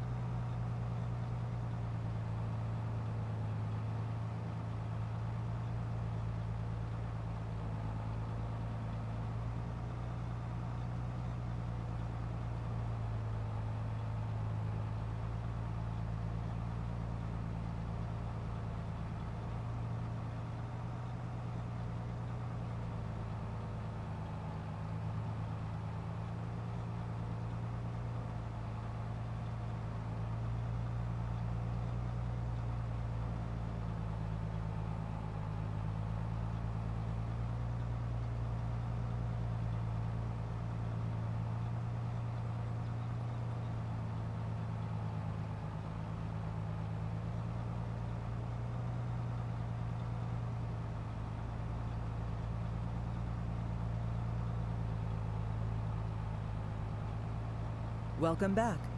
And I'm back. Welcome back. Alright, let's see. There's 1 corn, not potatoes. Trichy has a good idea. We'll let you be the tiebreaker, old man. Soybeans, corn, soybeans. So let's see. 1, 2, 3 for corn. 1, 2 for soybeans. Oh, lightning. Yeah, that's a no-no, lightning with potatoes. I don't think we'll ever do potatoes in this field. No. If you decide to do that, Matt, I'm going to take that day off and try to grow a beard. Yep.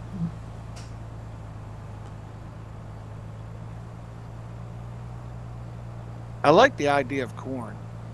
No, not sugarcane.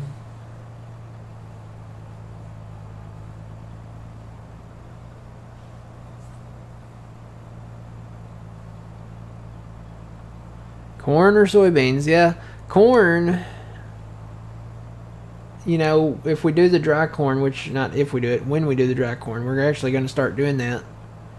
I've been meaning to do it the past couple of streams, getting the dryer actually going.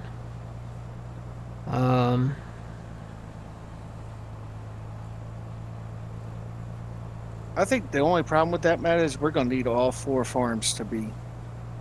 We're gonna need some extra stuff if we do corn. We're gonna need mother beans and we're gonna probably need, I don't know. We'll need something. We're probably gonna have to put a silo over there at the Ashley farm right over there. And probably mother bin. Traxie, you're spoiled rotten. She just crawled up here in my lap and I'm sitting up. I'm not like laid back in my chair or anything. I'm sitting up. I've got the feet up, so her back feet are in my lap, and then she stretches up my chest and lays on my chest.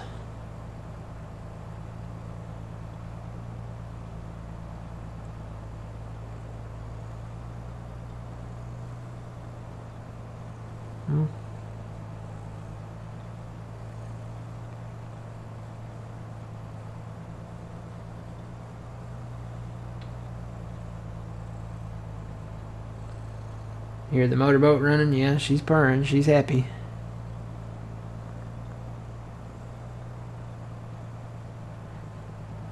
She gets up here and makes herself comfortable whenever she wants to.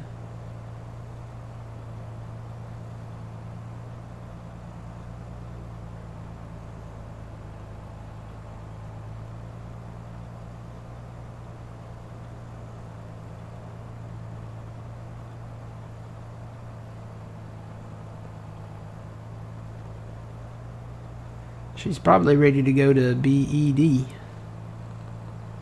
If I say the word, she's going to start talking. She knows what that word is.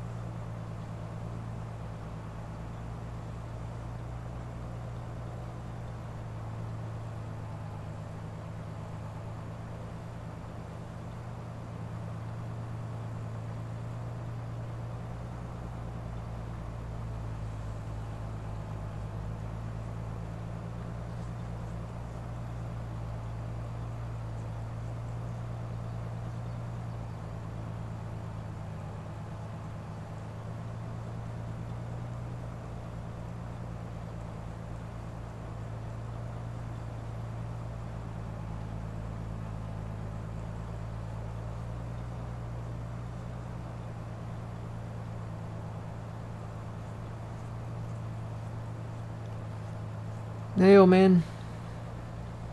Hello, I can finally see you. Yep.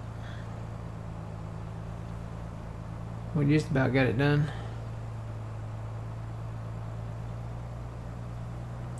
What colors is she? She's one of the, what do they call that? She's one of those like the torty color where it's like dark brown and light brown and like a little tan.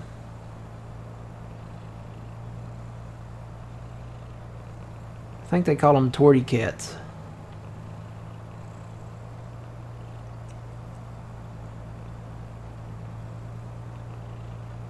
She's dark brown, kind of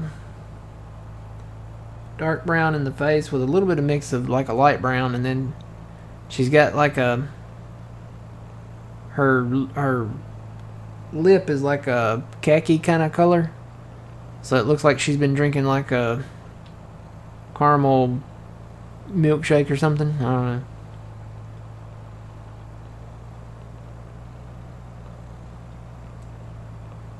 No, not calico. She's more of the torty kind of colors. Brown, dark brown, light brown, kind of like a tan, khaki kind of color. She's my rescue cat. I rescued her from the hospital.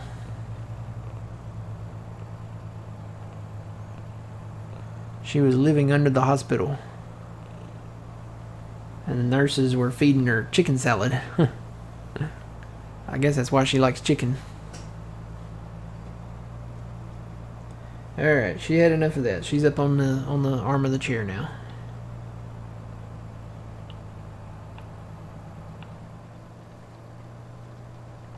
She's tame now. She's still got a little wild in her. She won't let me hold her. Like, I can't pick her up and hold her. She doesn't like that at all. I think for cats to like that, you have to do that to them, you know, from them being like a kitten. She was a year old when I rescued her. So.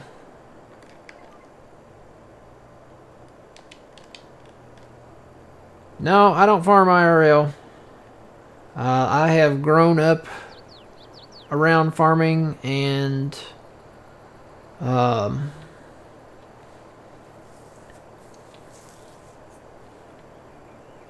been exposed to pretty much all of it.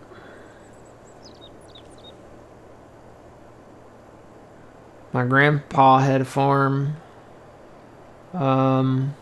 He had cows and stuff. My dad grew up on a farm, and we had a field growing up that we had someone come in and cut and bale for hay.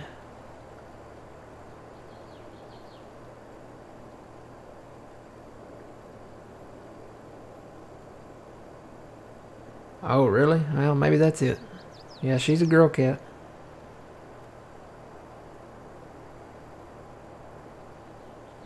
Yeah, nobody else wanted her. They either couldn't have her or just didn't want to take her. And I just bought this new house, and I'd been here for, gosh, 7 or 8 months. And I grew up, you know, we had cats growing up. We had dogs and cats growing up. And the cats stayed inside, and we had a male cat that always hung out with me, and he's passed on now, but those were all my dad's cats, and I was like, well, you know, it would be nice to have somebody to come home to. I was like, she needs a place to stay. She's living in really poor conditions, and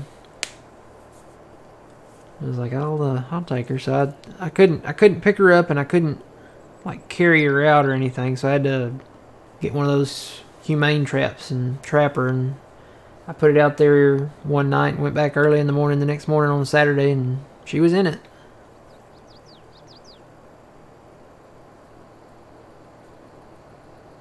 Yeah, I'll take the blame for the bacon. I probably hooked her on the bacon.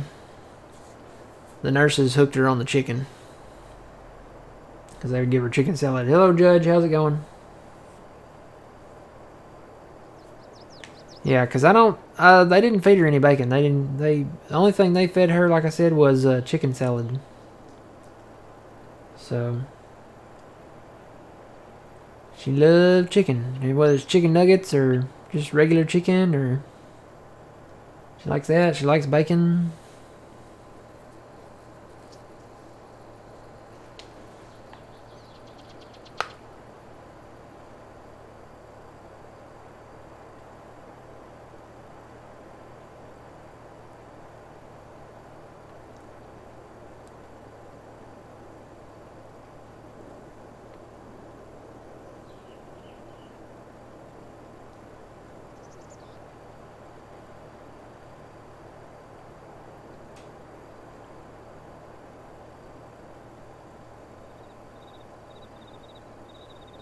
Nice. Yeah. Oh, Lord. No, it's, you know, she's cool with me, I'm cool with her, you know. She's always where I'm at. We always hang out. And she's actually, according to the vet, not supposed to be here right now. They said that she had the feline leukemia, and said that she wouldn't live past the age of 4. And she was 1 when I got her. And I was like, well, you know what? I'm still going to take her home, and she can at least, be out of the weather and stuff. But she's going on, what year is this now? Let's see. She was 1. She'll be 6 this summer. So she's still kicking. She ain't showed no signs of slowing down. So, but if that day comes, I'm ready for it. I knew that when I took her in, but at least she's out of the weather and out of the being hungry and getting eaten by bigger animals, because we do have bigger animals here. So she's safe and sound. She doesn't go outside, and like I said, wherever I go, she goes. If I go to bed, she goes to bed. If I come in here and play Farm Sim, she watches Farm Sim. I know she'll watch John's streams when I pull them up. And I don't know if it's the movement on the screen or just watching the channel. It's kind of funny because she'll stare at John, and then she'll watch the tractors and stuff move. And she was really into Minecraft. I don't know, that might have been more of the movement of the stuff. And then she, the only other thing she likes to watch is food, like the food channels, like Food Network or something. That's kind of strange, but, I like food channels too.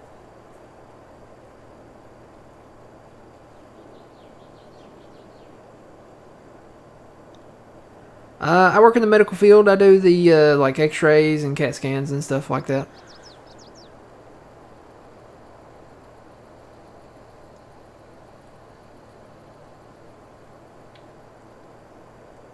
Mainly CAT scans now.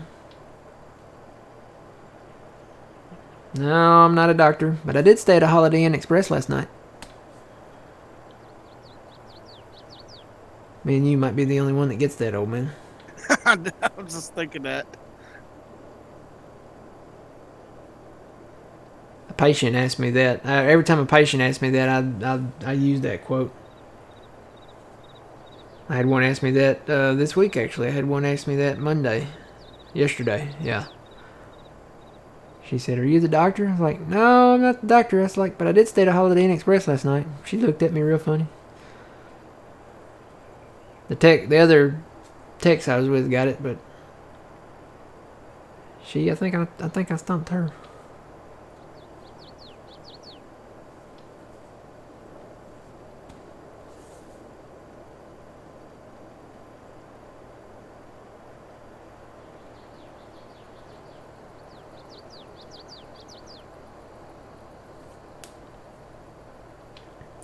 But yeah, mostly what I do now is CAT scan stuff, bone density scans, and outpatient scheduled stuff. It's kind of nice, I still do a little bit of ER stuff. We still have that. Not as much. I will say the volume is a lot less on my new schedule. Because I work like 7 a.m. to 3 p.m. Monday through Friday. And I will say that, those 24-hour shifts on the weekends are a lot busier in the ER. Did that for a long time. And then did evening shifts during the week.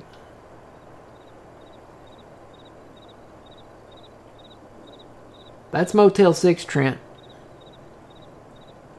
That's not Holiday Inn Express. That's Motel 6. That's where they leave the light on for you.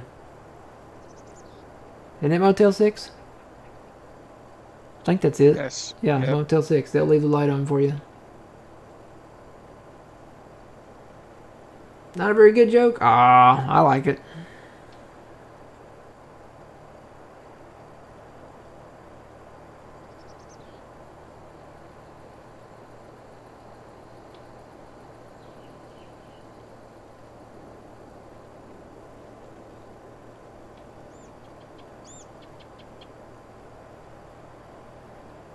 Yep, that'll show your age too, yeah. What was his name? Paul... What was it? Was it Paul? He always said, like, I'm like Paul Kadinsky or something like that, and we'll leave the light on for you. I'm probably totally wrong on the name, but... Might have been Mike. Mike something.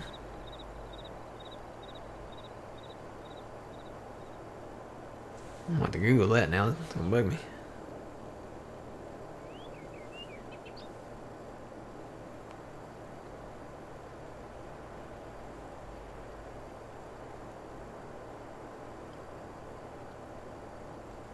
Tom Bodette. I was way off. He says, I'm Tom Bodette, and we'll leave the light on for you.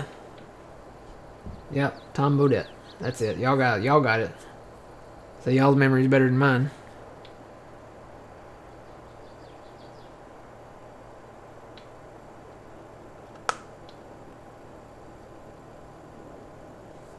Yep, I'm Tom Bodette, and we'll leave the light on for you.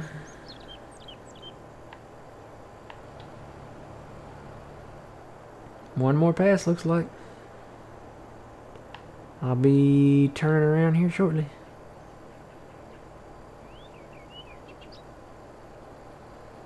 I think that guy, I don't know for sure, but I think that guy was on Home Improvement. I think he played one of Tim Allen's brothers. If not, it's a guy that sounds just like him.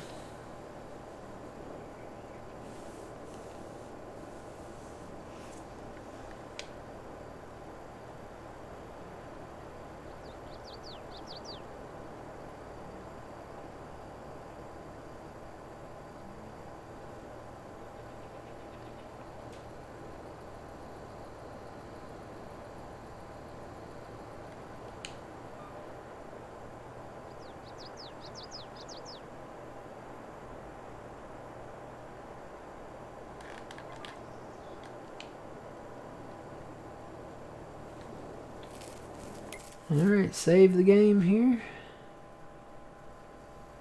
I am on the last pass. So, get this thing fertilized and she'll be ready to plant tomorrow.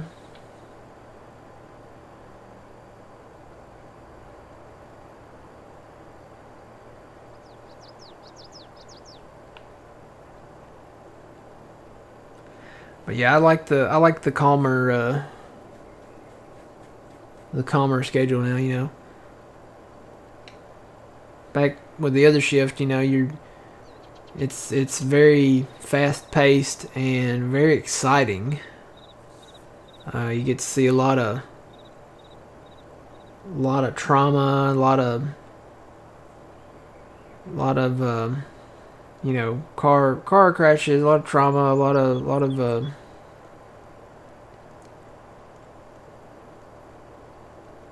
people that have been you know, drinking or, you know, whatever, and it's very very fast paced, very, you know, now, you know, because, you know, that's at night. Nighttime gets, you know, you can see all the like the violent stuff, like GSWs and stabbings and, you know, stuff like that. And now it's, you know, little old ladies with osteoporosis, and it's kind of nice. It's very more slower and relaxed, and I actually get a lunch break, so that's nice.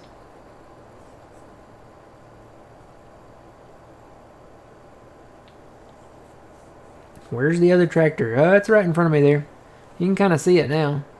Did you ever repair your cultivator there, old man? No, I couldn't because I don't think it's that um that is not working. Oh, that's one of those ones you have to program. Yep, Yep. because this is script mod. Yeah. I forgot about that.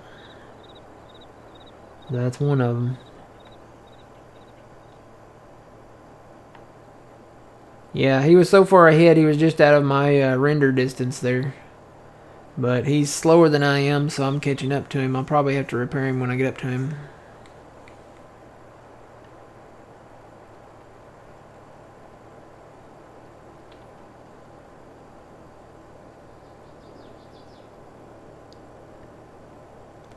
Yeah, there's our other farm over there. We have the tanks for like the fertilizer and seed and stuff, so it's not too bad down here.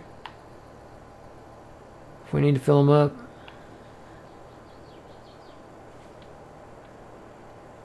Like I said, I think if we hire 3 or 4 of them down here. Of course, I don't know. The field is bigger now. We expanded it more. I don't know what to see.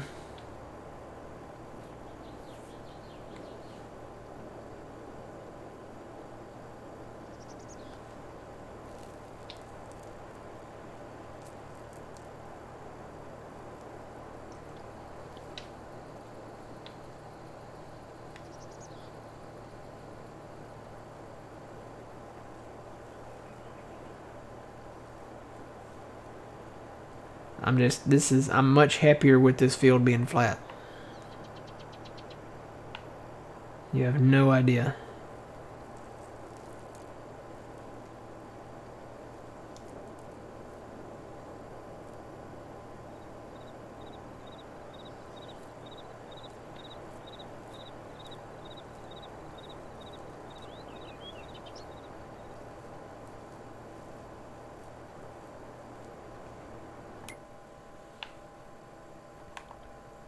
I say we own all of this down here now. You know, we had to buy the town to do the leveling there because part of this was sloped right in here. So we bought the town. And now, you know, we own the back side of this. There's not a whole lot I don't know that we can do with this because we don't want to disturb the park. And there's like a little park alongside this lake here. We could probably, I don't know, maybe do something back here, but maybe maybe do like a potato field back here or something, or sugar beets, or I don't know if we want to do anything with it. Maybe just leave it alone for now. We've got plenty of other places to do stuff.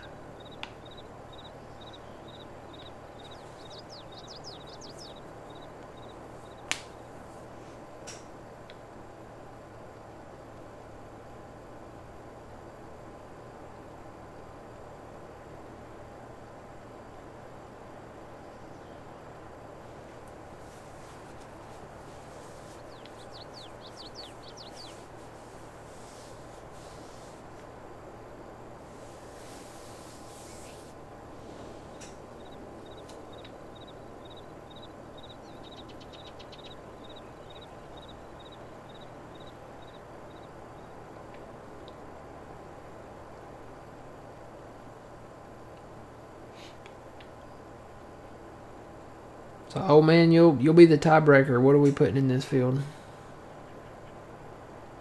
I was looking at it. Between soybeans and corn, they pretty much pay out the same. I mean, dry corn. Mm-hmm. I say the first thing we put in is corn. Corn. Yeah. Alrighty.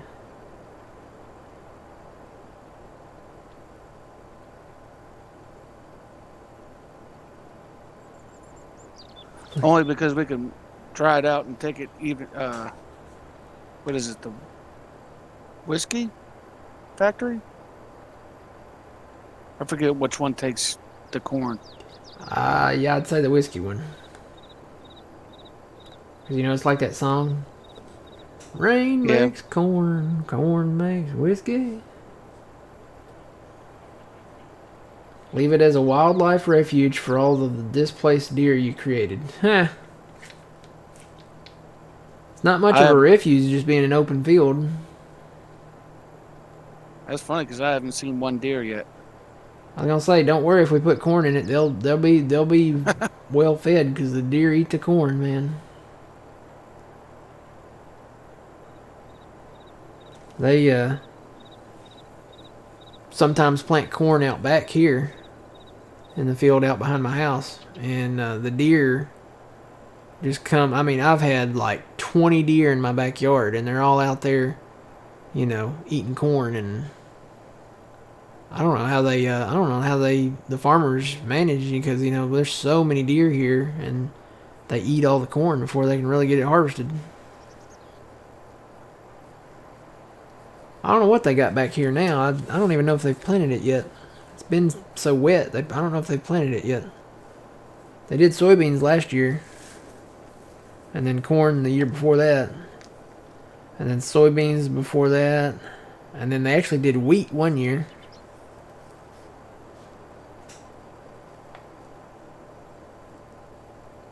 You just want me to go ahead and stop so you can repair that mat?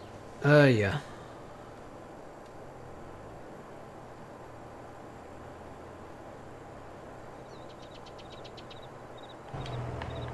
Let's see, this button, and that should do it.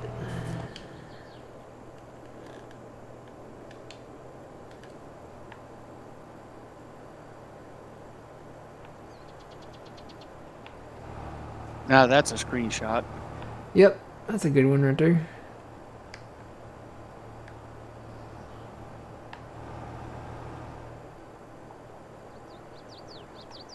Good one with the backdrop of the town right there.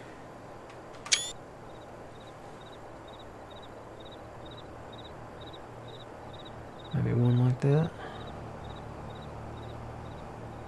Wish I could move the camera.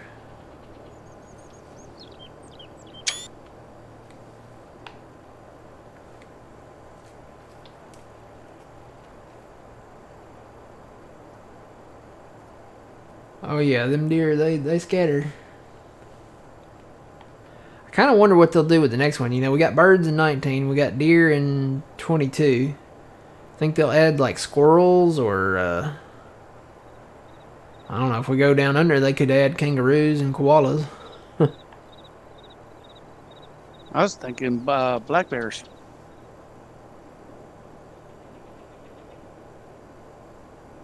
There's a spray that can repel the deer away from the corn. Well, somebody needs to tell the farmers that do the field out back here about it. Because they eat that corn. They were coming up in my front yard too. I wonder what they were doing up there. Probably eating some of the hay. Do they eat hay? Do deer eat hay? Yes. They do? Well, there you go. I usually have hay in my front yard, so.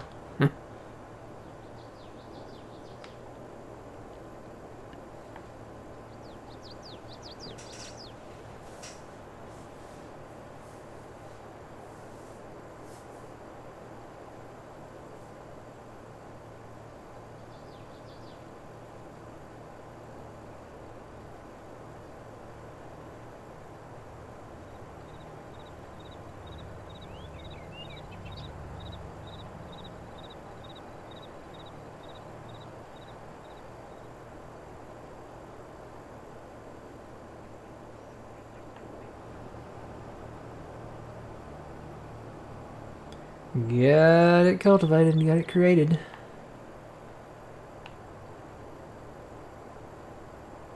We may have to buy 38 because I had a misfire with the landscaping tool.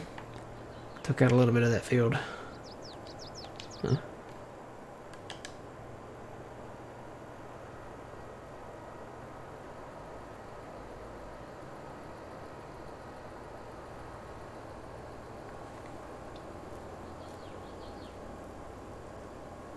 All this deer talk now, you want some good venison.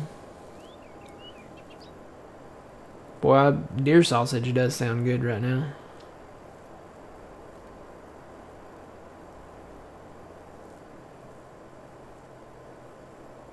My mom used to make something with deer meat, and I'm trying to figure out what it was. It was like she made like a gravy with it, and it was the deer meat, and it had onions and mushrooms in it, and I'm sure it had probably some other stuff in it or something. It was almost like Salisbury steak, kind of, but it was the deer meat, maybe.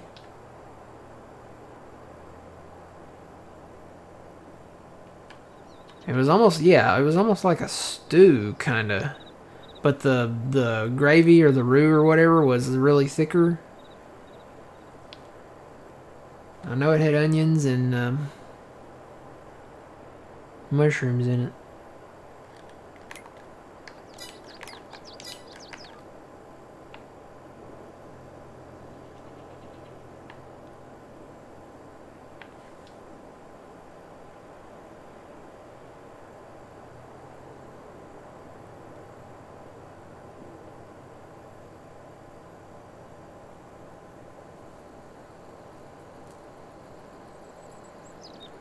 See, I need to come back in and put some grass in out here and trees around the edge over there, I guess. Get our fertilizers going and maybe do that.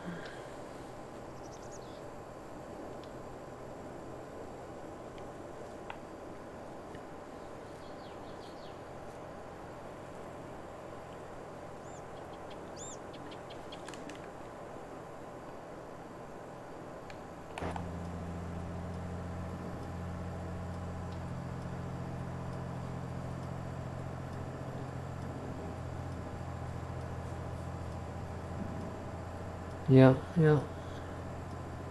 It might have been kind of close to the same thing. Used to use it in chili too, yeah. Mm-hmm.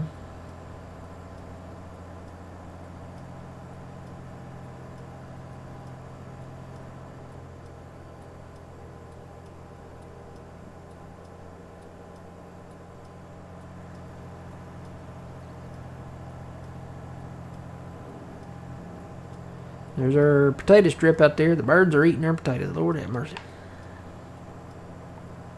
We just plowed that one single strip out there, and that's our potatoes for now. Well, we actually did more over here, but we got rid of them.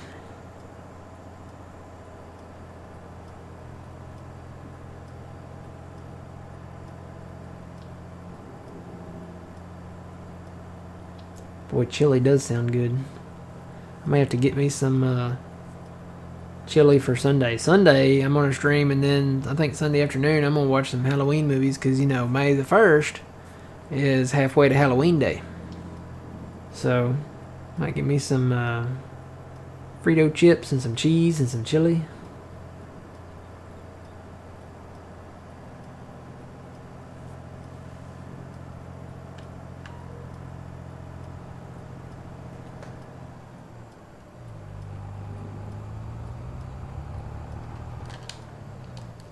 I really need to raise my cruise control.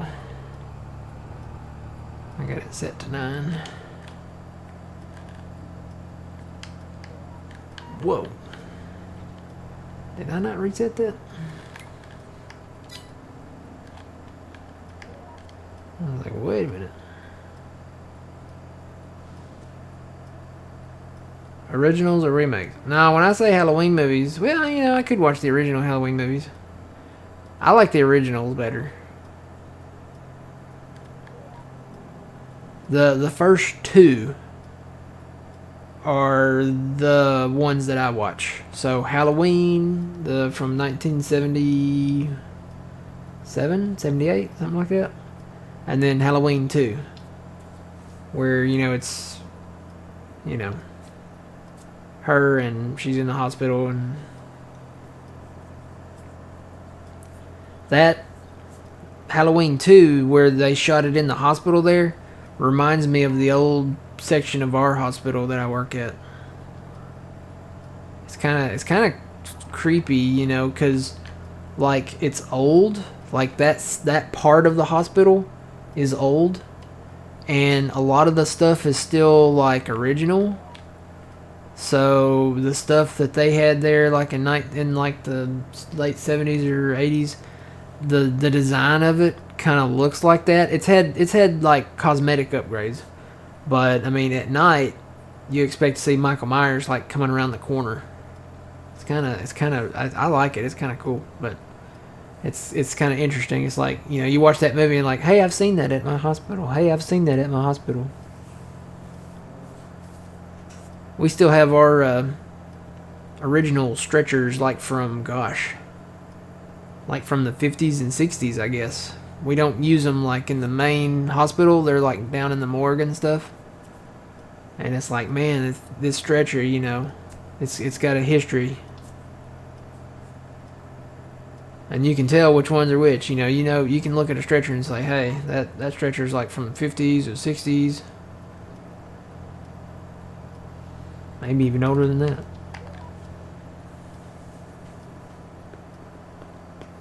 Because I think our hospital, it was built way before that even. It's had additions and it's had remodels and cosmetic upgrades, and it's had a lot of additions. Gosh. Because I'm trying to remember. It was either started like back in the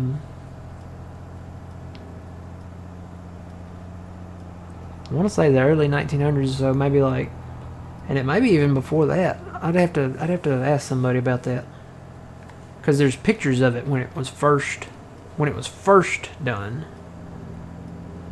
and then I think they built a new building. Our current building, I want to say, was built in the early 1900s sometime. I want to say around World War II, maybe, or World War One. When was World War One? World War One was in 1918, I think. So it must have been after that. I think it was after that. I think it was sometime between World War One and World War Two, maybe, when the current building that we're in was built, maybe. But I think the other build, the actual start of it, might have been even in the late 1800s. I don't know. I'd have to ask somebody about that, because there's pictures up that you can see in certain places where it shows like the old buildings. World War One was 1914 and 1918. That might have been, I don't know. That might have been when the original one was built, but it's not the building that we're in now.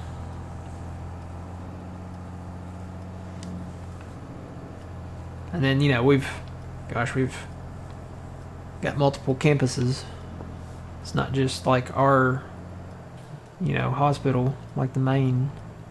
There's other places too, so.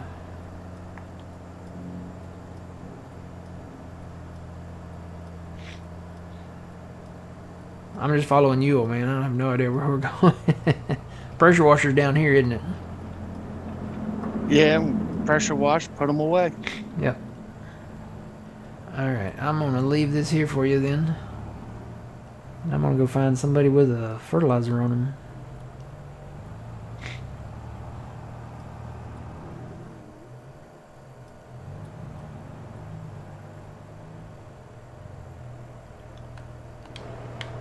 Alright, let's see. Sprayer's in there. I know I've got one out there. Yep, there's one. Here's the Puma. So field 6. He's in field 6. That should be, we should be able to fertilize some of our other fields tomorrow on April 1st. I think this is one of them. Yeah, we should be able to put this in the final, and then 21 in the final. And then this part of 1 in the final, and then maybe 2 in the final. For some reason, I've got the hiccups now. We need to do 5 too. Yeah, I forgot about that one. We'll do that tomorrow.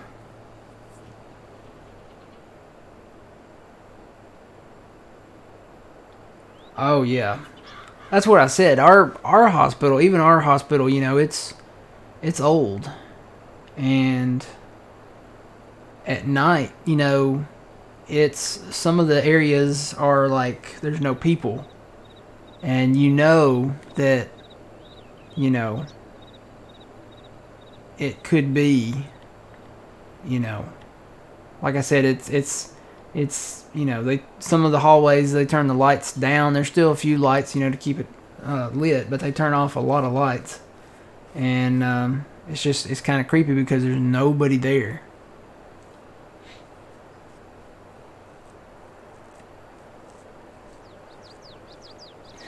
I took a student down there one time to the parts where there's nobody at night, because we have students at night too, and we have this room that has this machine in it, and every couple of minutes it makes this like hissing sound, like really loud, just for that whatever's in there, you know, it does that to, I guess, I don't know, it's something to do with whatever it does.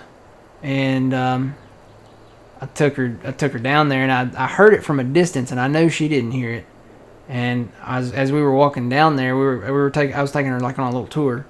I was like, as we were walking down there, I was like, so yeah, there, you know, I'd already told her that, you know, there were ghost stories and stuff like that, and I said, so there's this one particular ghost that you can stand by the room and hear it hiss. And she was like, nuh-uh. I was like, yeah. I was like, let's go down this way. So we went down that way, and I knew that I knew the timing of it. And we got down there and got next to the room. I was like, okay, just listen. And the room is right next to this other door where the machine's at. And I was like, now if you listen real close, I was like, you'll probably be able to hear the hissing. And we waited about, it was perfect. We waited about 5 or 6 seconds maybe. And then all of a sudden it went. And she jumped. She hollered. She screamed. It was great. It was funny. It was great.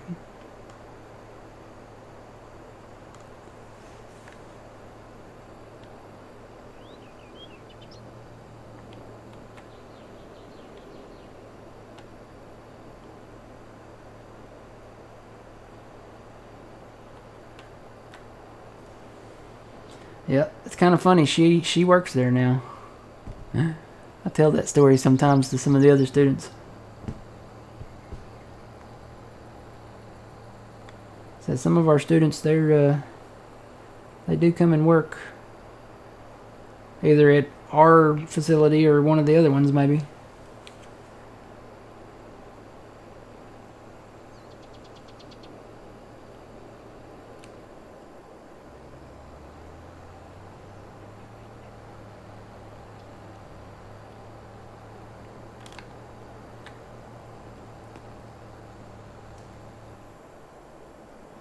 Let's see, it's the next one up here.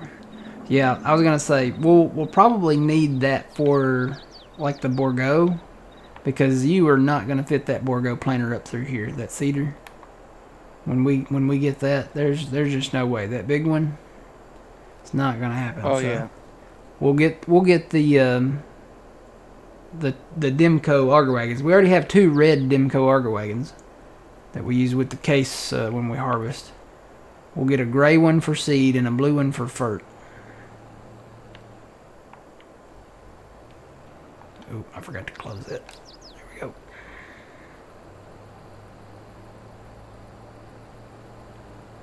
Just moving those out of the way. Yeah, do we have any more fertilizers? Yeah, there's one more on the Maxim up there somewhere. I think it's in field 6. Okay, I'll bring that down. I think it's on the south end.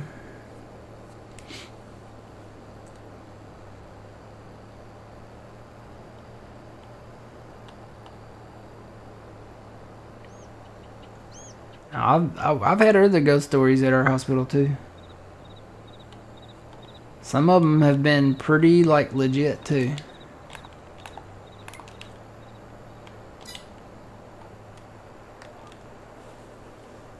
Like, there's no way that it couldn't be true.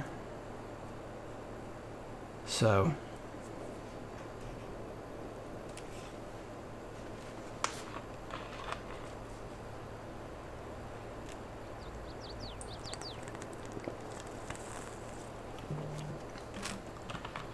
I had one encounter back when I was working nights, and I helped a nurse take a patient down. They were being like admitted to the hospital, and we took them down on a stretcher, and we put them in a room, and then we brought the empty stretcher back out. And when we got back out to where the nurse's desk was, they said, "Oh no, we can't put her in that room. We got to put her on a different type of bed for what was wrong with her, because it had to be like a weigh bed so they could check her weight, often. And this wasn't one of those beds. So I took the stretcher back outside the room, and I was walking back in the room, and the patient was like a lady, and her family was in there with her. And I think one of them was sitting in a chair, two of them were sitting on the bed, and one was like standing up behind the chair that the other one was sitting in. And when I walked in the room, I noticed, I was looking at them. They all turned their head and looked at me, and then they all of them at the same time changed their gaze, like from me to behind me. And then all of them at the same time just freaked out. Like, they started, like, gasping and hollering, and I was like, what? I thought I'd done knocked something off the wall, because, sometimes I'm a klutz. One of them finally said, "Did you see that?" I was like, "See what?" And they said, "That thing walking behind you." I was like, "What thing?" I was looking for somebody, thinking somebody had gone to the bathroom or, And they said, "There was this dark, like, shadowy figure walking in right behind you when you came in." I said, "Really?" I said, "Are you sure it wasn't my shadow?" And they're like, "No, this was like a shadowy, like, figure." Now, either they're really coordinated and, set that whole thing up and planned it, or, because, how can they all react at the same time like that? Like, they would have to be very, very coordinated to have all of their gazes change at the same time, and then all of them, like, holler at the same time. And, I was like, yeah, okay. Well, I talked to one of the older nurses there, and she was like, "Oh, yeah, that's happened several times before." I was like, "What?" She said, "Yeah, we've had patients complain about it pulling on their feet at night and, messing with IV bags, and yeah, multiple patients had reported seeing like a dark shadowy figure." I was like, "Oh, great." I was like, "Why was it following me?"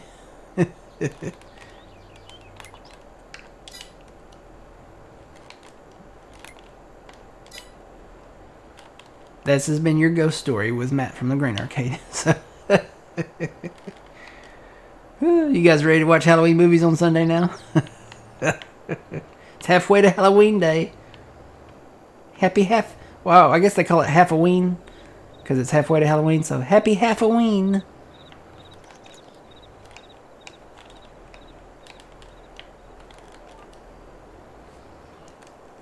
Alright, let's see. I'm going to get going here. I can fertilize this, right? Yeah. And what I'm going to do is turn off GPS and higher that. Hopefully he'll make the whole... Hopefully he'll go the distance there.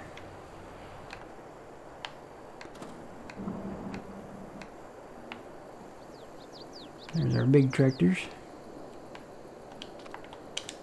Left the hazards on.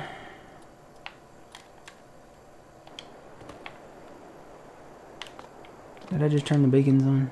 I did, didn't I? It's that other tractor that's got the beacons on. Here we go. I forgot to turn them off. I got them. Let's see now.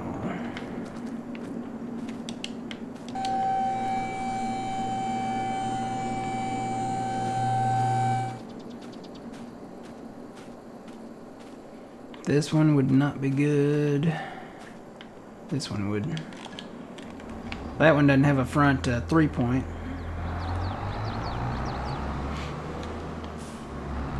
I'm just going to run the shop and go ahead and get another setup there. Probably need to sell that other sprayer back since we have the self-propelled one.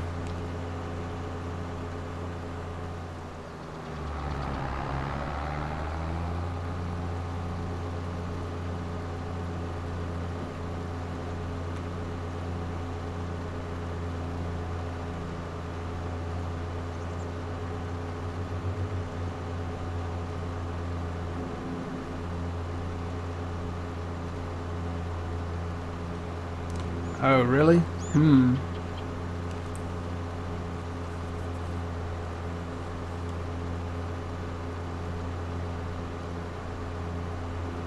Yeah. That, Kimmy, that's... We've had an instance like that with a doctor. That, we had a doctor that passed away. And he was like one of the older doctors, I guess you'd say. Like, I'd say older, but he was one of like the... He wasn't an original. I don't think he was like he wasn't like one of the founders or anything, but he was like one of the more prominent ones, I guess we could say. And he had been there a long time. Long time. Pretty much one of those doctors that, you know, whatever they say goes, you know. So he passed away, and one night in ICU, you know, we have 2 nurses in the ICU, one of the ICU parts that we have, and they had a system. You know, there's always stuff that happens in ICU. I guess it's because, you know, so many people have probably like passed on there in ICU. So they come up with this system, these 2 nurses. If they saw something or heard something, they wouldn't tell each other. What they would do, they would write it down like on a piece of paper, what they saw or heard, and then after they wrote it down, they would exchange. That way, you know, there was no way that, you know, that it couldn't be true, I guess. So, you know, they had always had instances of cups falling off the tables and like rolling around in the floor continuously, or, you know, IV bags, you know, hitting the wall spontaneously, or, you know, something like that. Well, this one night, it was late at night. They said they had their charts spread out on the desk, and I think they maybe had like 1 or 2 patients. They were sitting there wrapped up in blankets because it was cold, and all of a sudden, a man in a white coat leaned in between them and looked down at the charts, and he said, "Mm-hmm." And then he leaned back. He kind of stood back up, I guess, from leaning over to look at the charts.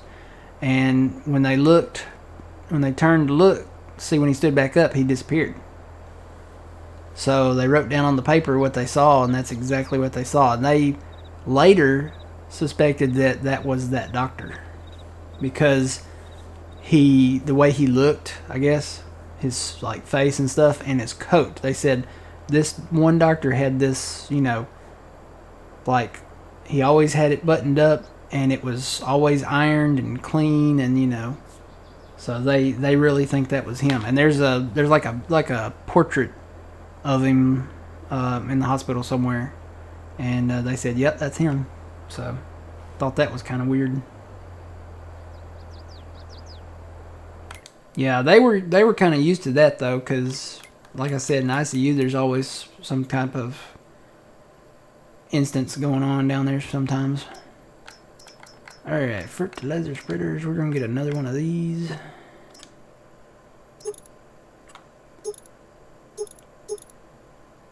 No plate.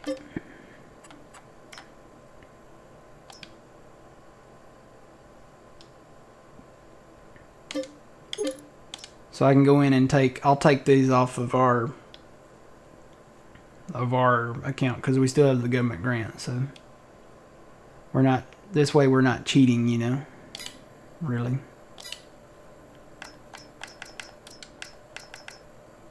And then is it this one? Is this one? Yeah, this is it. we get this one too because, so 66 plus 8, what is that, 72? Well, my stomach's growling. I ain't had nothing to eat yet. Never worked the ICU, yeah.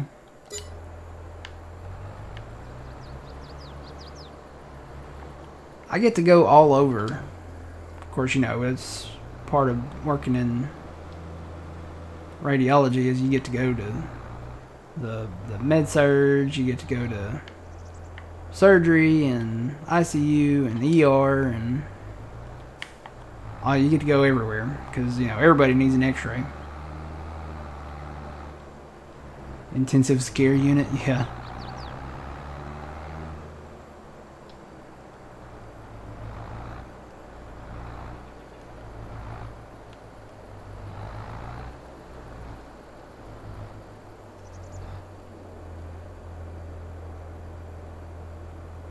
Yeah. I've done that many times, you know, taking people to the morgue. Because, you know, it's some places during the daytime you have way more people and they have way more people. At night, you know, you don't have the same staffing numbers that you do as you do in the daytime. So often at night one of our, I guess, unofficial job duties was to help out, you know, and we would help take people if they were admitted or help, you know, unload or offload a helicopter, and then, you know, of course, take people to the morgue because that's part of it. Our morgue, yeah. Our morgue is a scary place any time of the day because the morgue at our hospital is the one place that has not had like a cosmetic change. Like, it hasn't been like remodeled, it hasn't had a facelift, it hasn't, you know, it's the one area of the hospital that I know of. There might be some others, like maybe some cleaning areas or something like that, but the morgue is the one place that has not been changed. Like, it's the original, whatever they had back in whenever they built it, 30s, 20s, 40s, whenever. You can tell it's old. Because, you know, why, there's no reason really to do it, because nobody from, you know, the public ever goes down there. Matter of fact, you know, you had to have a badge to get in there because it's always locked. And it's really eerie because, you know, the look and the smell of it is, I don't know, I guess you just have to experience it.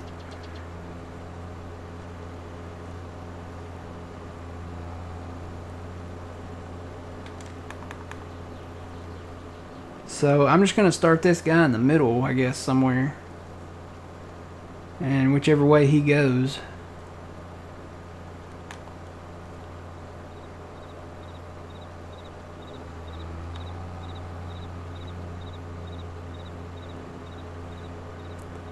Yeah, I remember having to go to the morgue by myself because when people, you know, passed, if they were organ donors, they would have, you know, a team would be called into surgery to do the well, I guess like the organ donation stuff. So, guess who got the task of going down to the morgue to bring them in out of there and go? You had to go basically across the hospital to get to the surgery part. So late at night, you know, it's just you and them, and, you know, you're rolling them down the hallway. Yeah. Yeah, they always sent me. Like I said, you know, this staffing during the day is different than staffing at night, so.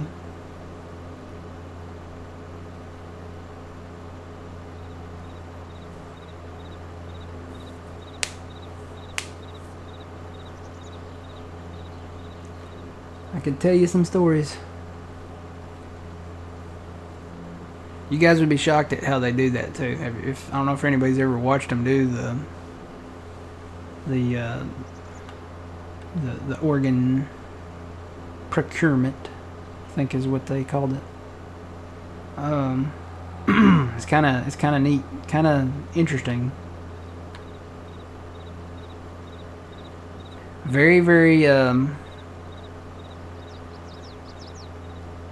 what's the right word? Like, well, okay, have you guys ever seen MASH? You ever hear them refer to it as meatball surgery? Kind of like that. Like, they get them stable enough to, you know, it's not like cosmetic, you know, it's not like plastic surgery or anything like that. It's like just the bare bone basics just to get them out of there and get them to Tokyo General. That's kind of what it was like. I mean, they just... And what they replaced the stuff with, you guys would be shocked. But I don't want to give you guys nightmares, so I'll leave that one alone.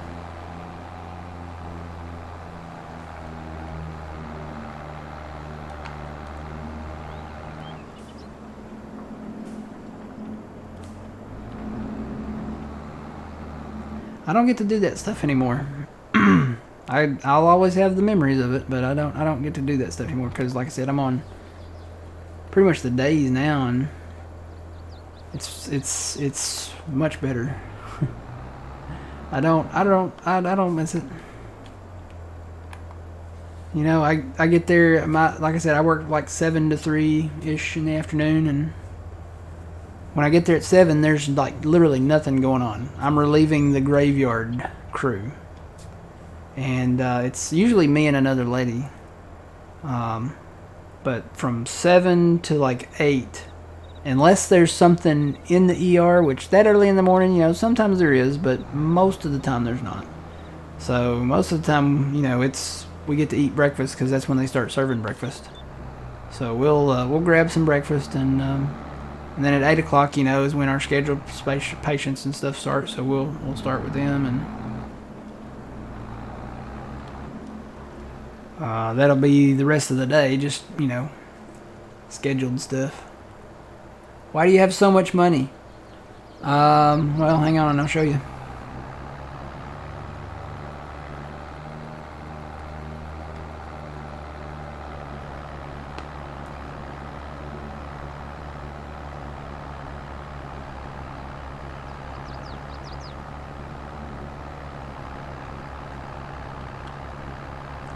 This is why we have so much money. This field. If you are familiar with this map, this area right here was very, very hilly. This was the forest area right over here, and then there was another hill over there, and a field up the hill, kind of. So we came in and flattened it because we wanted it. You know, we turned it all into a field at first, and then it was just too hilly for the equipment, even the big stuff. So we came in and just basically like landscaped it, and now it's a nice flat field. This is Green Valley, Nebraska by DJ Modding. So yeah, this was our reward for clearing this huge forest out. It was a huge forest, really big. And then we had more trees around the field that was up there. And then there was another field on down from there. So we merged them all together, flattened it. It cost us $446 million to flatten all this. And you can see where the hill started to go up over here. This is the last kind of remnants of it, I guess. Around the sawmill over here.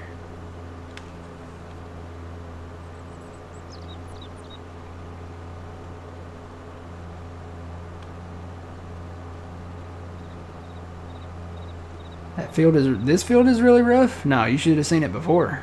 It's not rough. Not now.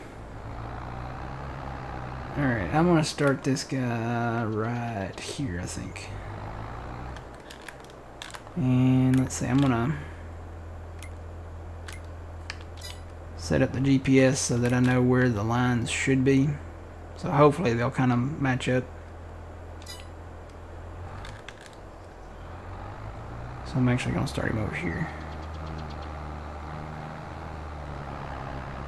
We got to come in and put some trees back in and stuff, but once we get that done, we'll be finished with it.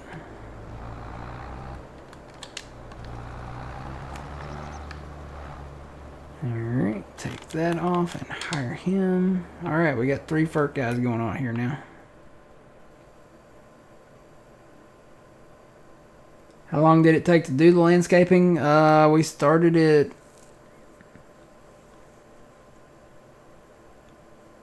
When did we start that? Sunday night? I think I worked on Sunday night. Yeah, I worked Sunday on night. it. Yeah, I worked on it Sunday night. I worked on it early Monday morning. We worked on it last night, and then I worked on it this morning, and I finished it this morning. So, trying to think of how many hours, maybe.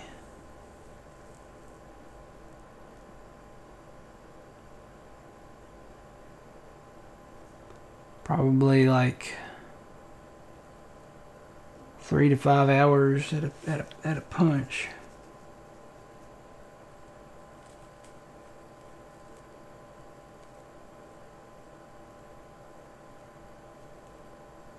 I'd say maybe, I don't know, maybe around 15 to 12 to 15 hours, maybe. Well, Sunday was you tested it out, right? Yeah, and then I got started. I got started on clearing the trees Sunday night, so that wasn't actually like landscaping. And then I finished the trees Monday morning and started the landscaping Monday morning, I think. So maybe about 6 to 8 hours of actual landscaping. It takes longer now. If we had the old landscaping stuff from 19, it was a lot quicker. I could have got this done a lot quicker. But with the new landscaping tool, the leveling, you have to wait for the land to come down to you. So you can move along with it, you know, slowly. But like I said, if you don't, you won't get it down to the level that you're leveling it to. So it took a while, and this was all hills out here, so it definitely took a while. All right, who was the first guy? It was the southern guy we started, right? So he's at 58%, and this one is at 64. So the guy in the south is going to be the one that probably stops first. I was going to say, we expanded this field even more. So these are longer passes. And that was grass down there. That's why that's... If he goes down through here again, which he probably will, it'll final for that.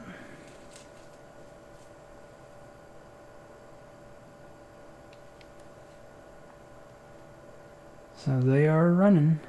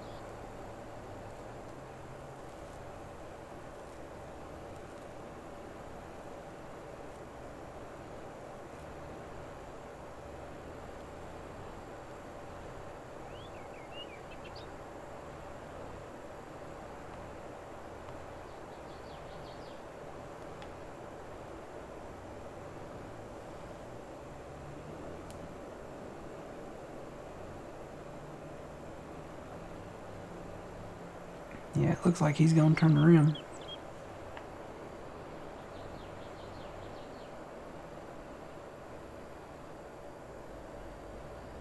That's why I put it far enough out. Hopefully they'll do that. Good hired worker. Wouldn't it be cool if we could play baseball in here?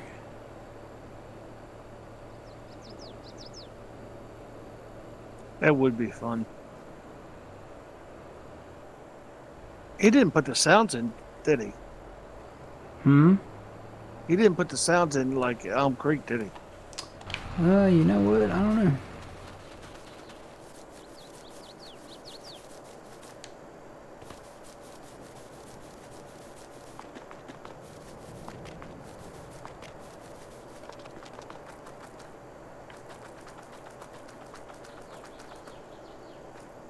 I don't hear him.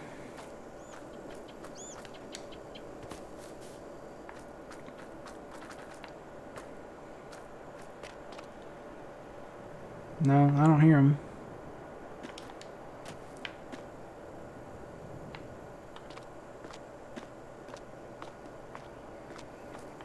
He did add a Pepsi machine though.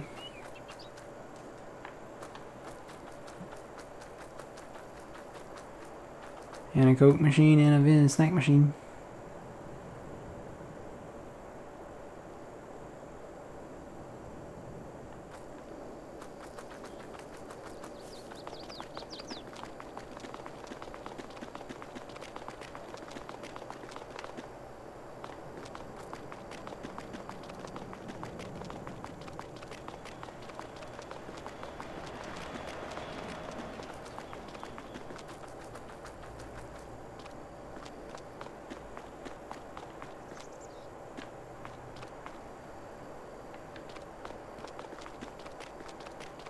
Got a McDonald's.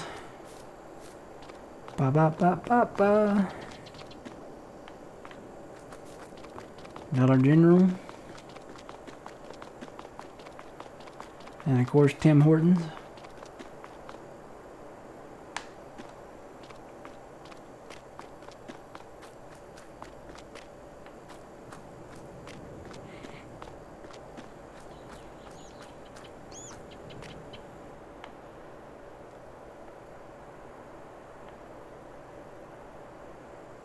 Okay, so the drive-thru is up on the sidewalk. They got donuts. What was the verdict? Soybeans or corn? I think we settled on corn.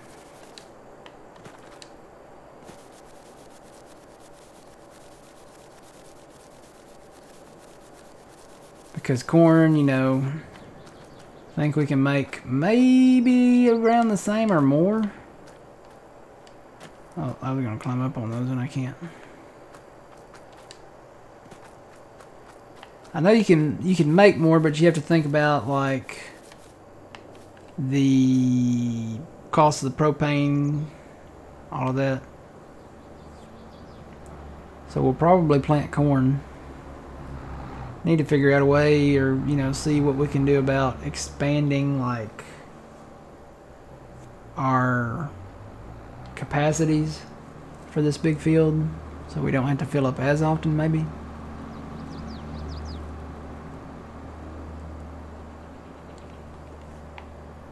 Oh, you gonna go that way, huh?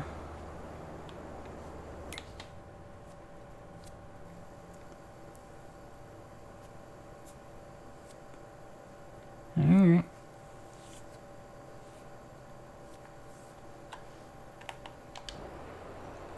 This guy's at 43%.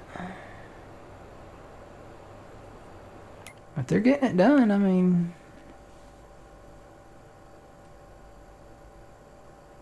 Three might be enough.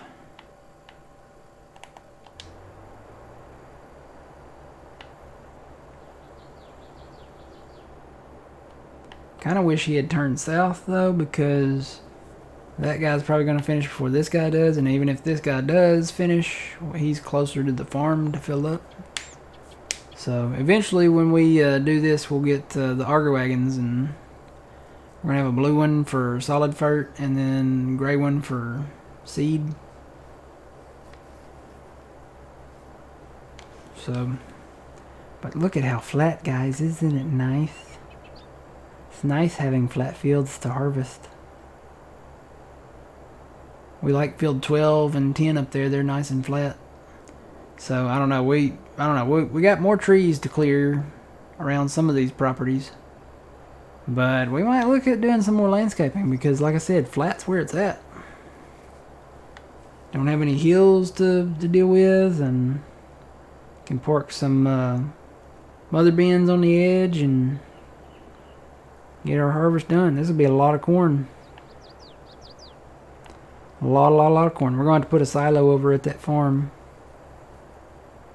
And then park, I don't know, start with one and then go from there as we harvest, I guess, maybe. Yep. Yeah, we like them flat here too. It's always nice. Alright guys, I think that's going to be it for tonight. We'll be back on Thursday night at 6. And probably we'll start planting. Because like I said, this is March 3rd. We're doing 3-day months on here. So we'll move on into April. In April we can start planting soybeans and corn. So we're gonna have a lot of corn to plant. We'll figure that process out. I'm probably gonna work on the rest of the grass and the trees and stuff down here, and then we'll get our money reset and get back into the roll. So you guys enjoy the rest of your evening. Stay safe tomorrow. Enjoy it. And we'll see you Thursday night at 6 p.m. Central Standard Time. Make sure you check out John, too. He'll be live at noon again Thursday. Noon Central Time. Twitch.tv/PumaPlow. But yeah, gonna call it a night. And y'all stay safe. Until the next time, remember, you reap what you sow. It's Matt from the Great Arcade. Old man, thanks for joining. No problem. And we will see y'all later.